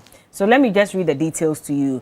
So former Finance Minister Ken Ofori-Atta, I see Solomon is readjusting himself. Oh, no, it's right. Hey! He has secured a significant legal victory in the United States after an immigration court approved his application to adjust his immigration status, paving the way for him to obtain lawful permanent residency. The decision was delivered on Monday during proceedings in which the court considered Mr. Ofori-Atta's I-485 petition, a key step in the process of acquiring permanent resident status in the United States. And according to his lawyer, Frank Davis, the court examined issues surrounding the criminal investigations and charges currently facing the former minister. The judge reportedly raised concerns about some of the circumstances linked to the actions taken by Ghana's Office of the Special Prosecutor. During the hearing, attention was drawn to the OSP's earlier declaration of Mr. Ofori-Atta as a fugitive from justice, which we know now has been taken down or withdrawn. So the court reportedly heard that the declaration was made while the former minister was receiving medical treatment in the United States and at a time when his legal reps were still engaging with investigators in Ghana. So evidence was also presented by a witness familiar with international policing and Interpol procedures who reportedly questioned aspects of the process adopted by the Ghanaian authorities in pursuing the case. Now, the question that many are asking is, with this new status that the former finance minister has, would it affect one way or the other the case surrounding, the charges that have been leveled against him? In fact, lawyer Frank Davis yesterday says that they have not received an official, word from the OSP, no notification whatsoever. It has not come to their table. Neither has their client, Ken Ofori-Atta, also received any notification from the OSP. So as far as they're concerned, there's no charge against him. They don't know why the OSP keeps going to the public, crying foul and indicating that Ken Ofori-Atta does not even want to come and answer questions because they don't have the formal charges before them. Dr. Zato, I'll start off with you on this one. What are your thoughts on this? I don't actually know. And I don't know what the hula baloo about this whole thing is. I don't know. We are trying to make a very simple case complex. What is the case Ghana has against Ken Ofori-Atta? You want to try him for crimes that he's allegedly committed. That is the whole case. So far, I don't know anything that is preventing the state from doing that. I don't know. There are two lawyers here, they may tell me. I don't know what is preventing the state from prosecuting Ken Ofori-Atta for crimes he committed. I don't know. So I still don't get the case. I don't get what is. It doesn't matter. Look, we just the United States just deported a Ghanaian citizen. So it doesn't matter. And we all know. Look, in the United States, you cannot get the distance from a green card to citizenship is not a year. It's not 2 years. Something can last up to 5 years. In fact, they sometimes there's a legal requirement. Is it 5 years or so you must do? It's a number of years. Well, it depends on how you apply. Yeah, but that's the point. Get it quicker. Good, but the point I'm making is that nothing has still changed within the Ghanaian calculus. Your case is that the man, while serving as a public official, misappropriated or stole public resources. That is the case Ghana is making. Still go ahead and make that case. Go to court, go before a judge and make that case. Get your conviction. Then send your conviction to the United States and say, look, one of our citizens is in your jurisdictions. He has been convicted by a court of competent jurisdictions of crime A, crime B, crime C. Because of that, send him to us to face justice. And that's a simple case. But that's the process that's ongoing at the moment. So that's what I'm saying right now. I don't know what the hula baloo about him getting a green card or whatever it is. I don't get it.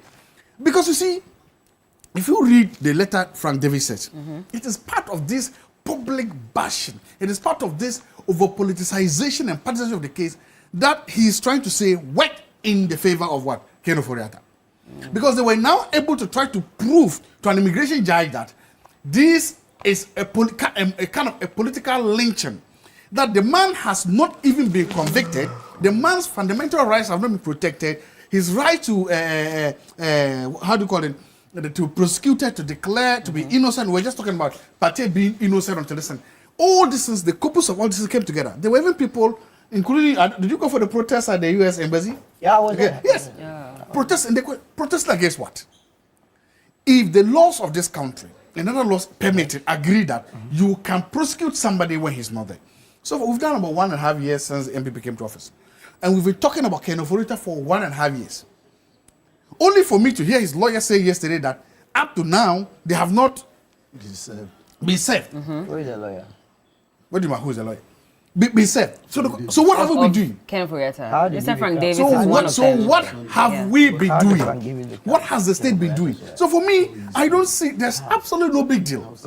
If the state still has a case, remember, I always believe in regime and post-regime accountability. If the state still has a case, if the state has a strong case, go ahead. Okay. By all means. In fact, right now, even if the Attorney General thinks that the OSP is not moving fast enough, if the Attorney General thinks that the OSP is not doing things diligently enough, I don't know, can they also start prosecution on the same crime, or is it double jeopardy? No. I mean, on the same fact. You can't have two. No, this is fact. So, but can did they have fun? What I'm saying is that is it possible that today said, look, you are being too slow in this. Let's speed it up. Do that and make it. But don't let us sit down and make it look like now that the guy has gotten this, the state cannot do again. Because I'm increasingly getting to the point where I believe that for the government, the NDC, is the rhetorical and the propaganda value in this case is more than actual convicting the guy. That is better. It looks like it's better for them to use him to do propaganda, and the propaganda value. What would they gain from that? Again, that's the point. Political mischief and political gains. To say that this is the former Minister of Finance, he's running away from justice, blah, blah, blah. That is the propaganda value. And I believe that in this case, that value is bigger than whatever value. But we've heard from his team, and they're saying that he's not running away from justice. He's there so again, on medical I didn't ask the question. reasons. What is the big deal? What is the hula baloo?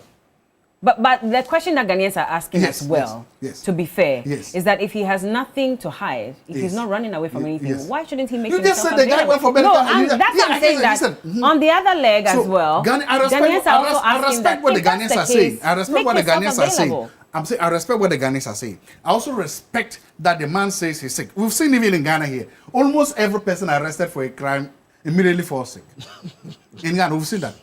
We've seen that. Some of the cases when you go for detention, I'm told something happens there. All of them, and you've seen it. Do you have a problem with Wuntumi? With what? Did he mention? What problem is he sick? Did he mention?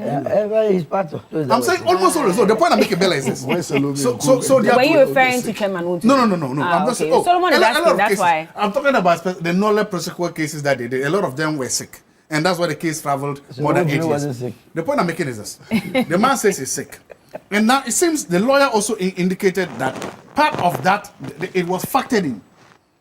It's possible then that the judge reviewed his medical conditions from Mayo Clinic. I was sitting here with you, so you say, oh, the guy said he's sick, but he's walking around. And I'm asking, don't we see sick people walking towards Kolobu? Don't we see sick people walk?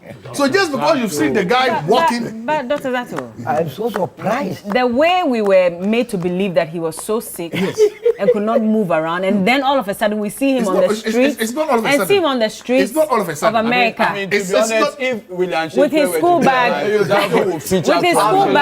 you are saying what? I am saying. People walk to Kolobu. I am saying. No. Is it not possible that we didn't know where he was walking to? And the video, is it not possible the guy was going to the hospital? He had gone there, parked his car, and was walking to see his physician? Is it not possible that he was walking? He had come from the hospital, was walking home. The point I'm making. That's your assumption. I'm saying those are possible. Admire your double standard. Admire. Look, you see the problem is, look, the point I'm making is this.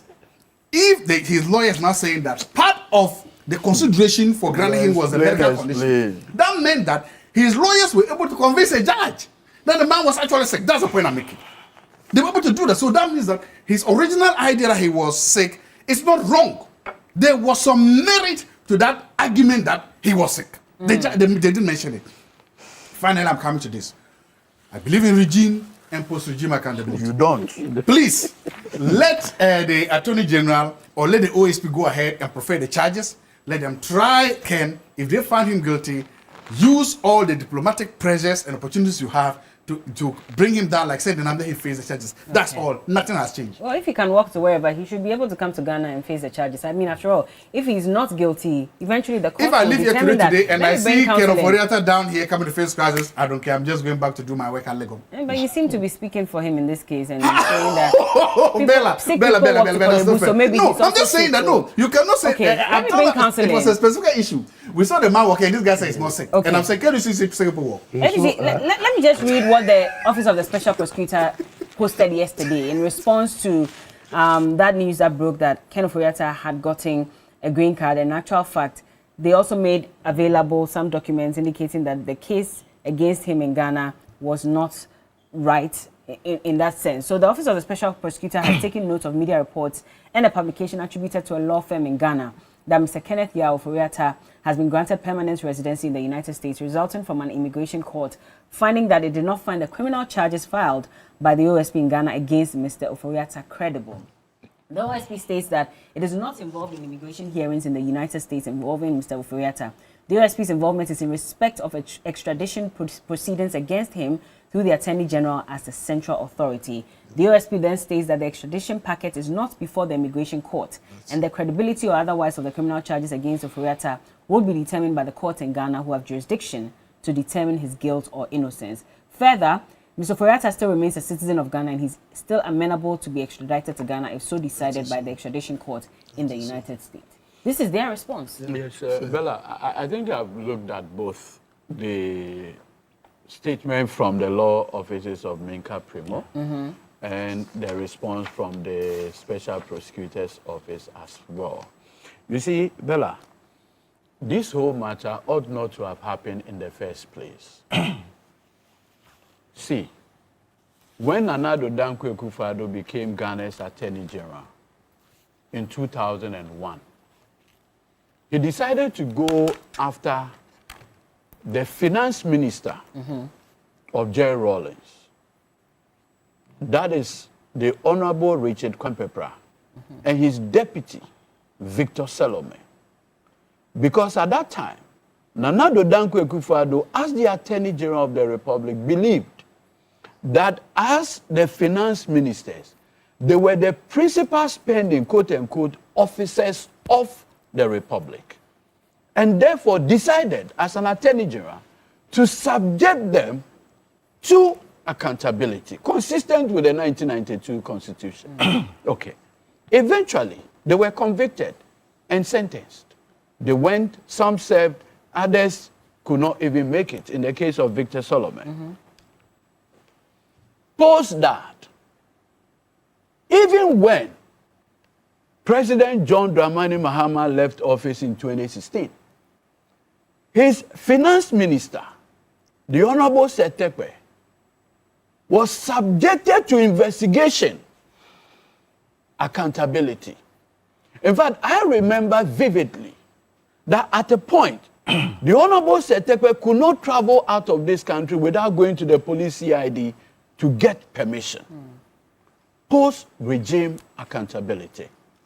In fact, Setekwe's deputy, now finance minister, the Honorable Atofose, doctor, was subjected to criminal investigation and prosecution. And I recall vividly, one day in November 2017, myself, Dr. Ayeni, working with Atofose into the Yoko office to assist in the investigation. I remember meeting one entry. At that time, he was the deputy Yoko boss. We went through the motion. Guess what? From 2017, November, it was only until E-Levy when Atofose decided as the ranking on the finance committee to oppose the E-Levy. November 19th, 2021, 25th November 2021, Speaker Bagman reached out that suddenly Yoko is looking for Atofose after 4 years. After 4 years. Because Ken Ofori-Atta specifically demanded the prosecution of Atofose. Simply because, please, I'm coming. I'm coming. I know what I'm talking about because I was lawyer in that matter. So he wrote to you? Yeah, I'm coming. Okay. Have to provide. Because apparently at that time, government of Ghana decided that they were not going to go for an IMF bailout and felt that the E-Levy would be a good replacement for an IMF bailout. So the opposition Atofose then as ranking offered to the E-Levy undermined government's whole attempt to get this E-Levy passed. And eventually, even when it got passed, it came with its own issues. That became the problem of Ato. Knowing how vindictive they have used political power, immediately after Nana Addo lost, the MPP lost the election of 2024, few days for the new government to take over, Ken Ofori-Atta is granted permit by the Chief of Staff to travel outside the country. All this thing was a plot.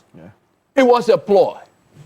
Because, you see, Akufo-Addo himself, in his inaugural speech, if you recall, he said, I shall protect the public purse who was the holder of the public purse?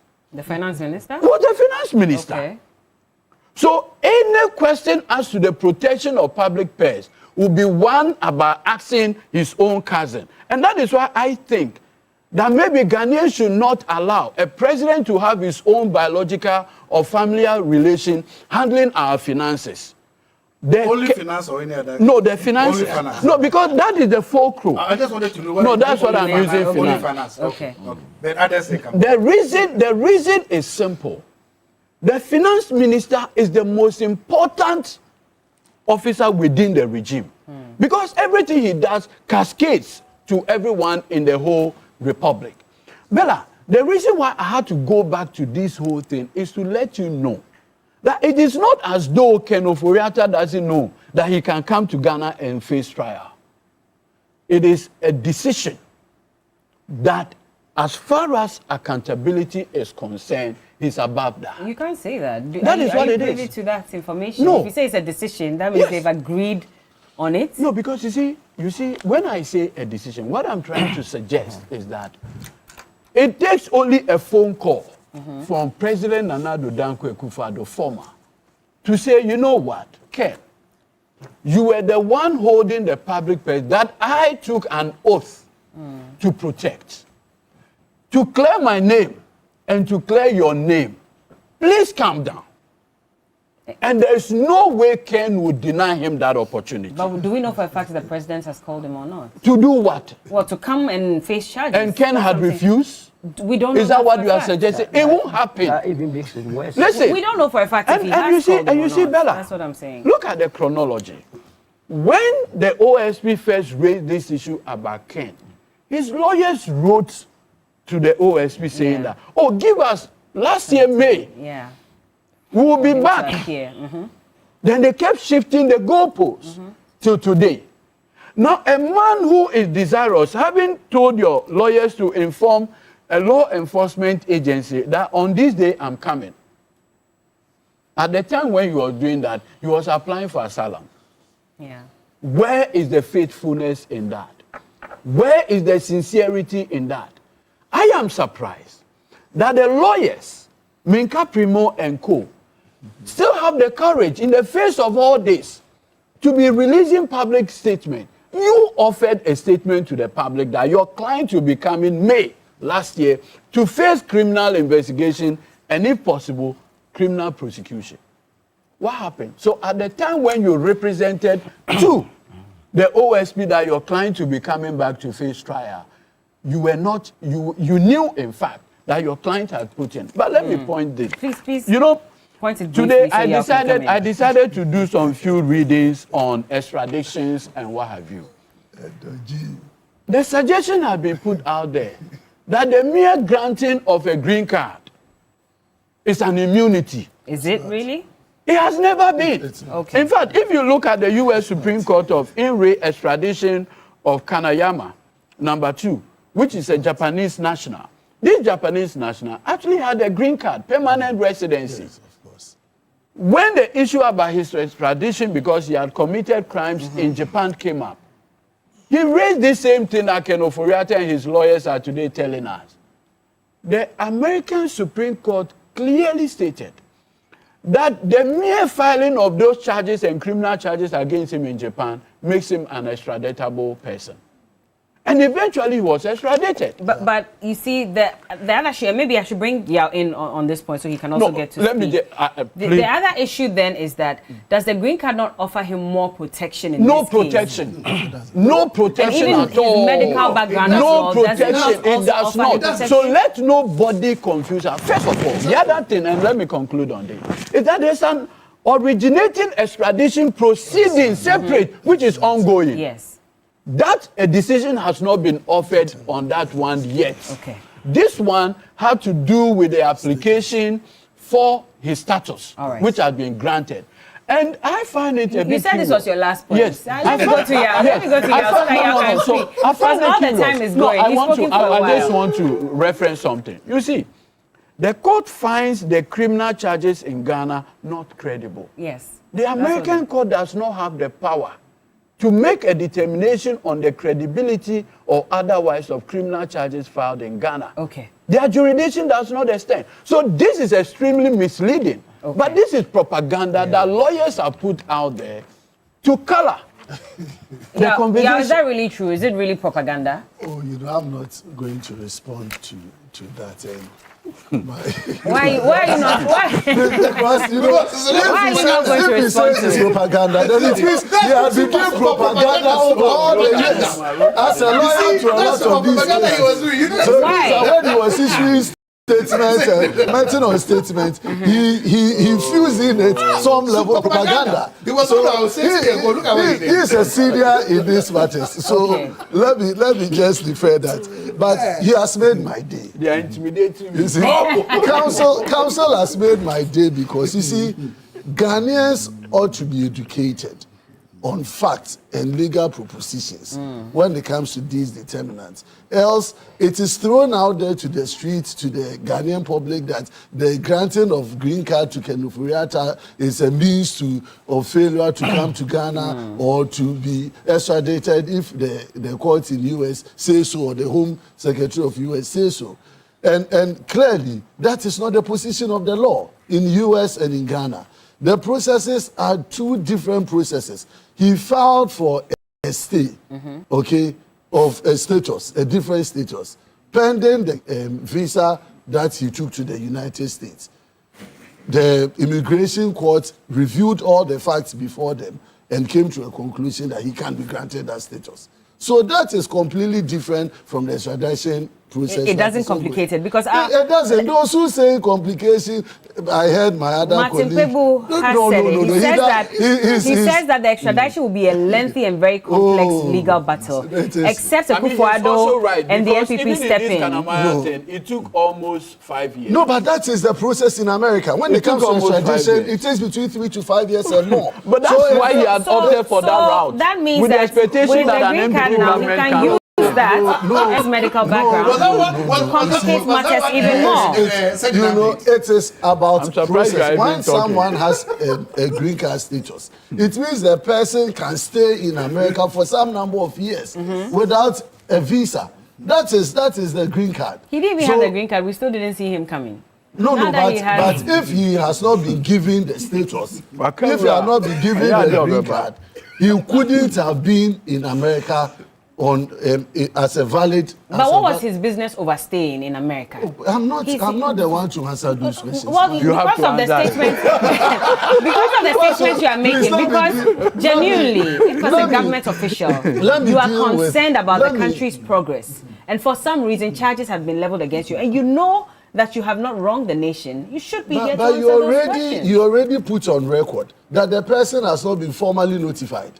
That's what his lawyer said. If you make it impossible, Leonard, if you make it impossible for you to be served with a court project, you use that as a defense. You want to benefit. No. You know how to serve people out of jurisdiction.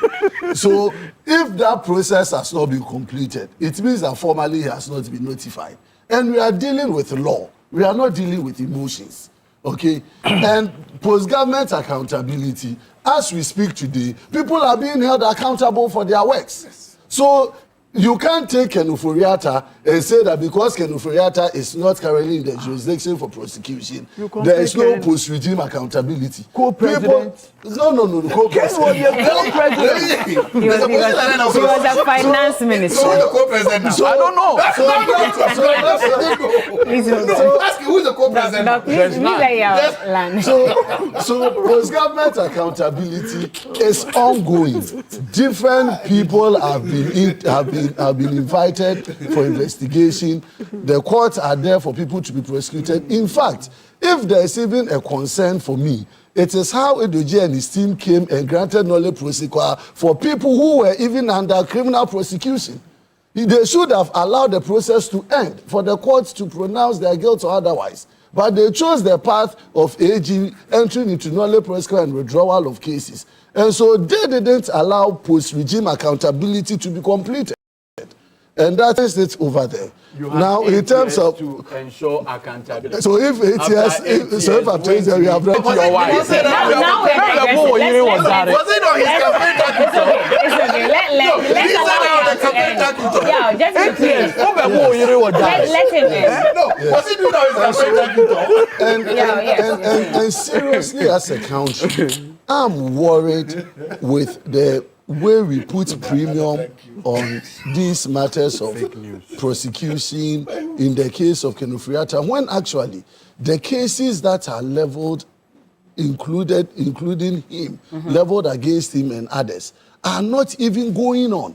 Not because of Ken Ofori-Atta. Look, what are the charges that were even preferred against him? All the issues that we've been faced with. Which ones are before court? SML. Are you saying that for Ken Ofori-Atta and the works that he did for Ghana and the areas of accountability that we seek for him, it is SML matter that is key?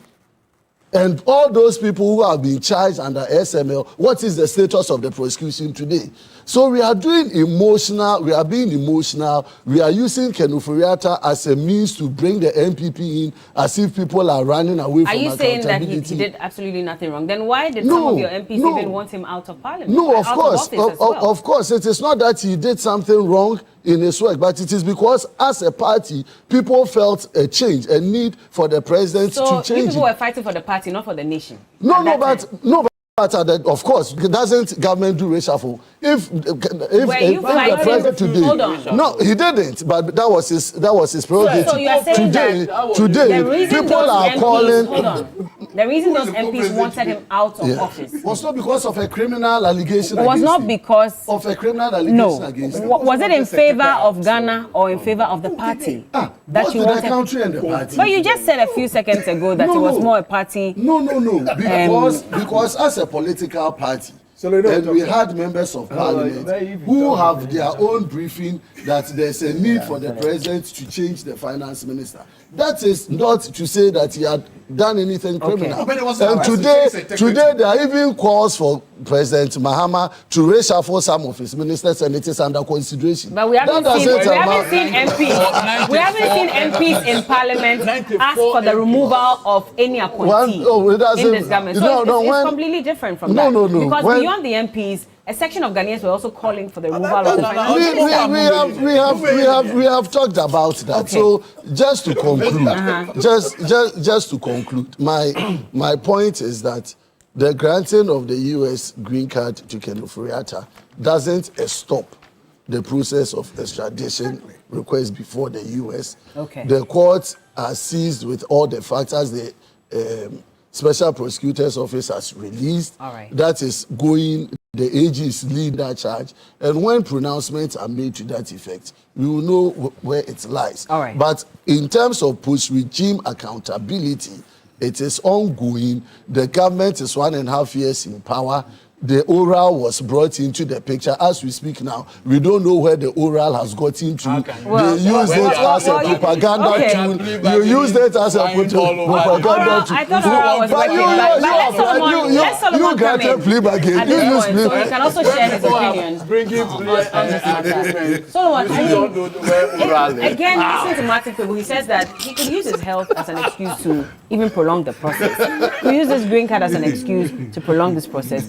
Frankie Davis says that at the right time, when the time is right, they'll come and account to Ghanaians and face the charges if they get the notification. Nobody should interact. Frank Davis does not believe in that statement, that when the time is right, Ken Ofori-Atta will come back and account. Because I've heard him on countless occasions where he has said that why must he come? If we were him, he wouldn't come. So why is he changing the position today? Well, it's not him. You understand? Again, when lawyers begin to do propaganda, then it makes the matter very serious. They have been doing propaganda since day one. And I'm very surprised that they think Ghanaians are not serious. See, they issued a letter telling the entire country that Ken Ofori-Atta was sick. After the OSP had invited him somewhere 24th of January 2025. At that time, they did not provide any evidence. Later on, somehow, they were able to manufacture a criminally minded letter from Mayo Clinic. This one is fake. From all aspects, it's fake. This Mayo Clinic. How can you tell that this is fake? Prove that it's fake. I have contact with Mayo Clinic. Gentlemen, allow Solomon. He saw the guy walking. Allow Solomon to make his point. He saw him walking. That's the reason. What makes you think this is fake? Solomon. Well, sick people don't walk. Please allow Solomon. You saw the guy walking because of that. I got from the Mayo Clinic. I'll give you that evidence. Why you brought this and you didn't bring your Mayo? Oh, what are you talking about? Yeah. Enemies of Gentlemen, please allow him. Where's your correspondent with Mayo Clinic? I'm very surprised that you want to muddy yourself in this kind of Ofori-Atta matter. Protect your credibility. For Christ's sake, I know you. I know you. Don't do that. Because you are not that. Master, don't emotionally blackmail him. So, Minka Premo, Frank Davis, you take them serious at your own peril. Because see, the press release that they issued, the matter has to do with immigration. How did they rope in the criminal charges in Ghana? As if to say the criminal charges in Ghana was evaluated by the judge in the US and came to that determination that it was bogus. How can you do that as a lawyer? You understand? Look, the letter I told you it was fake. Listen to them. Dear sir or madam, so they didn't even know the person that they were addressing to. And at that time, it was the OSP that had actually invited Ofori-Atta. So if you were writing, you write directly to what? OSP, but they even made it general, no problem. And writing to inform you that Mr. Ofori-Atta has undergone an MR-guided biopsy and has been diagnosed of what? Prostate cancer. All along, we were told that the man was dying. ICE, where did they pick Ofori-Atta from? From his chilling Kuzi house or home. With a school bag. With a school bag at the back. Where he lives, we are told that Kamala Harris was the original person living there. The man told all of us that he was... The apartment, part of the apartment, not that particular room. Oh, okay. Oh, but the apartment that Kamala Harris, the former apartment complex, yes. Look at the our finance minister that never wanted to take our salary because we were poor. So where do you live in Accra? Please allow him. Where do you live? Why do you want to interject? Can Ofori-Atta lied to all of us that he was going to seek medical treatment? It turned out that no, he was going to work on his green card so that he can live permanently in the United States. Complete. That was the tail end of it. So they lied about medical conditions. Absolutely, he wasn't sick. To buy time. But you have a letter from Mayo Clinic. I said it's fake. I'm telling you it's fake. No, this letter is fake. So why do you bring a fake document here? I'm just to prove a fake document here? But there are signatures on it. Everybody we won't tolerate any fake document here. Okay. You are coming to tender something. And you say you've done your don't bring any fake document. It's completely fake. And Mayo Clinic, don't bring fake document. I have assured them that I will tender this document through the United States Embassy. No, it's admitted in evidence. It's fake. This one is fake. Which evidence? So, you are allowing them to... Allow him. It's fake document. Please, allow him. No, they just want to. So, when we were told that he was not going to come, later on, his own lawyers, Minka Premo, came to assure us, by May, he will be back to this country. Not just Minka Premo. Afenyo stood at the floor of Parliament and said boldly that May 2025, Ken Ofori-Atta was going to be in this country. The same condition go west. I think the whole MPPs are afraid of Ken's Ken's coming. But you see, I am very surprised that... Please hold on. My brother will say that because of SMA, why must he come? SMA, for Christ's sake, when the price was, KPMG did their audit, we lost close to about 1.4 billion. So it's a serious matter. Now we are told that there was some 52 billion that got missing from our tax revenue. If this does not scare you and push you to even call for him to return, then I don't know what 52 billion from our tax revenue account, Ghana Commercial Bank. You see now you are shocked. No, please. We don't keep Ghana's revenue Commercial Bank. Oh! It's Bank of Ghana. No, they have various accounts at various places. GRA. I'm a GRA. GRA. I'm a GRA till 2024 as a board secretary. So, yes. And I'm saying that there wasn't as this, please. Which one does it exist? 52 billion got lost at GC. This is one of the reasons why there has been an investigation on it. You are not aware of that. No, that's not. I think that you know. Okay. This is a Apparently, platform. Auditor General have raised those issues. That is why you should but it is not as the person because reconciliation is done by the now ministry. you are doing the work of Ofori-Atta. I'm not. So But this is a platform. The platform is saying that. I'm saying that as part of the reasons that we need him in this country, there has been this allegation of missing 52 billion. That does not lie in your mouth to be saying that it's not true or true. Let him come and answer. And you have a Ghana problem. has a missing 52 billion. But you are not in this country. You are not aware. Now, we also have PDS to deal with it. PDS 2 is lingering. That we need him to come and answer. Now, the most important thing, which investigation I believe that this administration may be glossing over, and they must revisit, the banking sector cleanup. That banking sector cleanup, when the government goes into it, I'm telling you why some banks were closed. These are matters that he has to come and answer. But you see, with the way Ofori-Atta has behaved and is behaving, I think the constitutional review, they suggested that people would draw citizenship, but be allowed to hold ministerial appointment. I think we must take a second look at it and change that provision.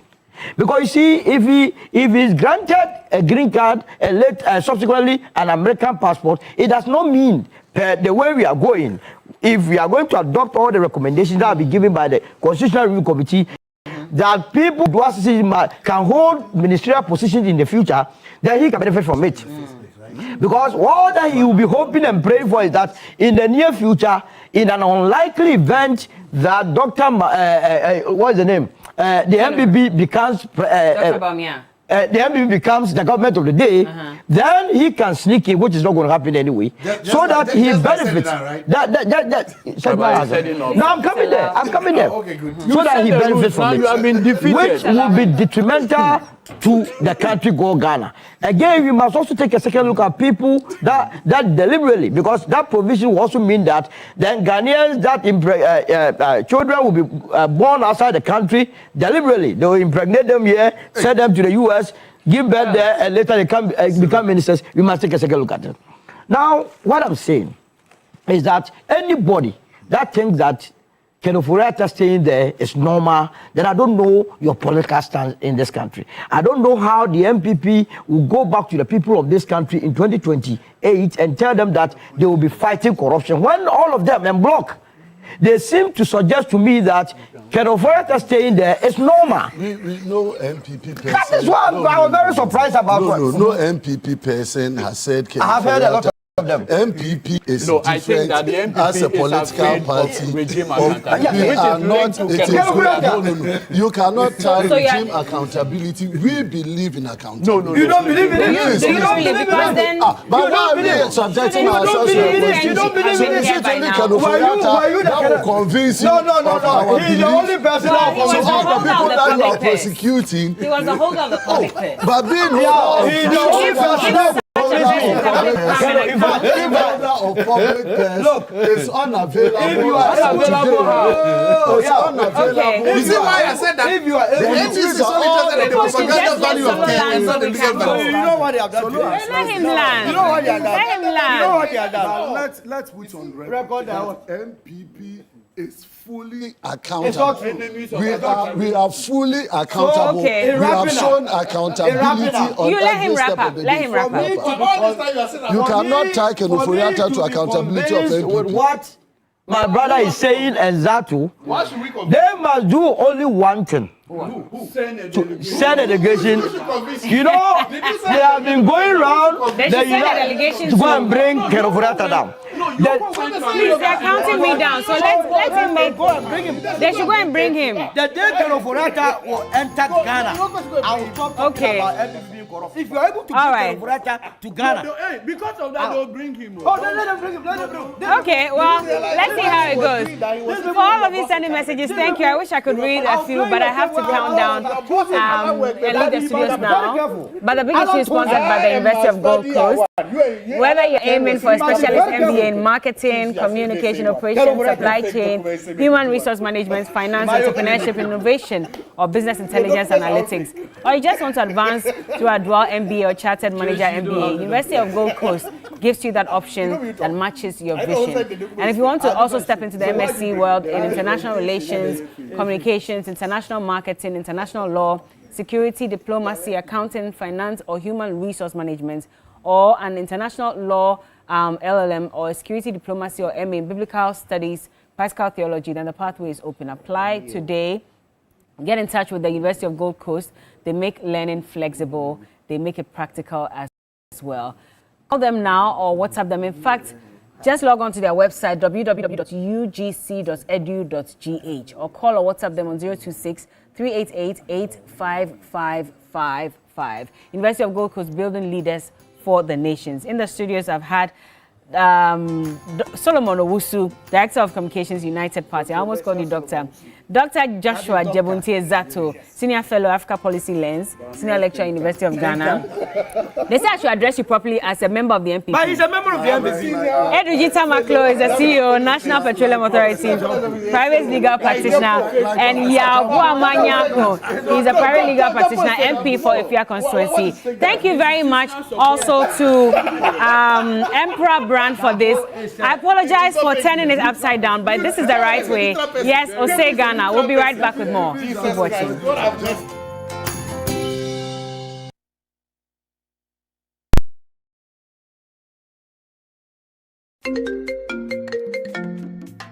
Hello, my name is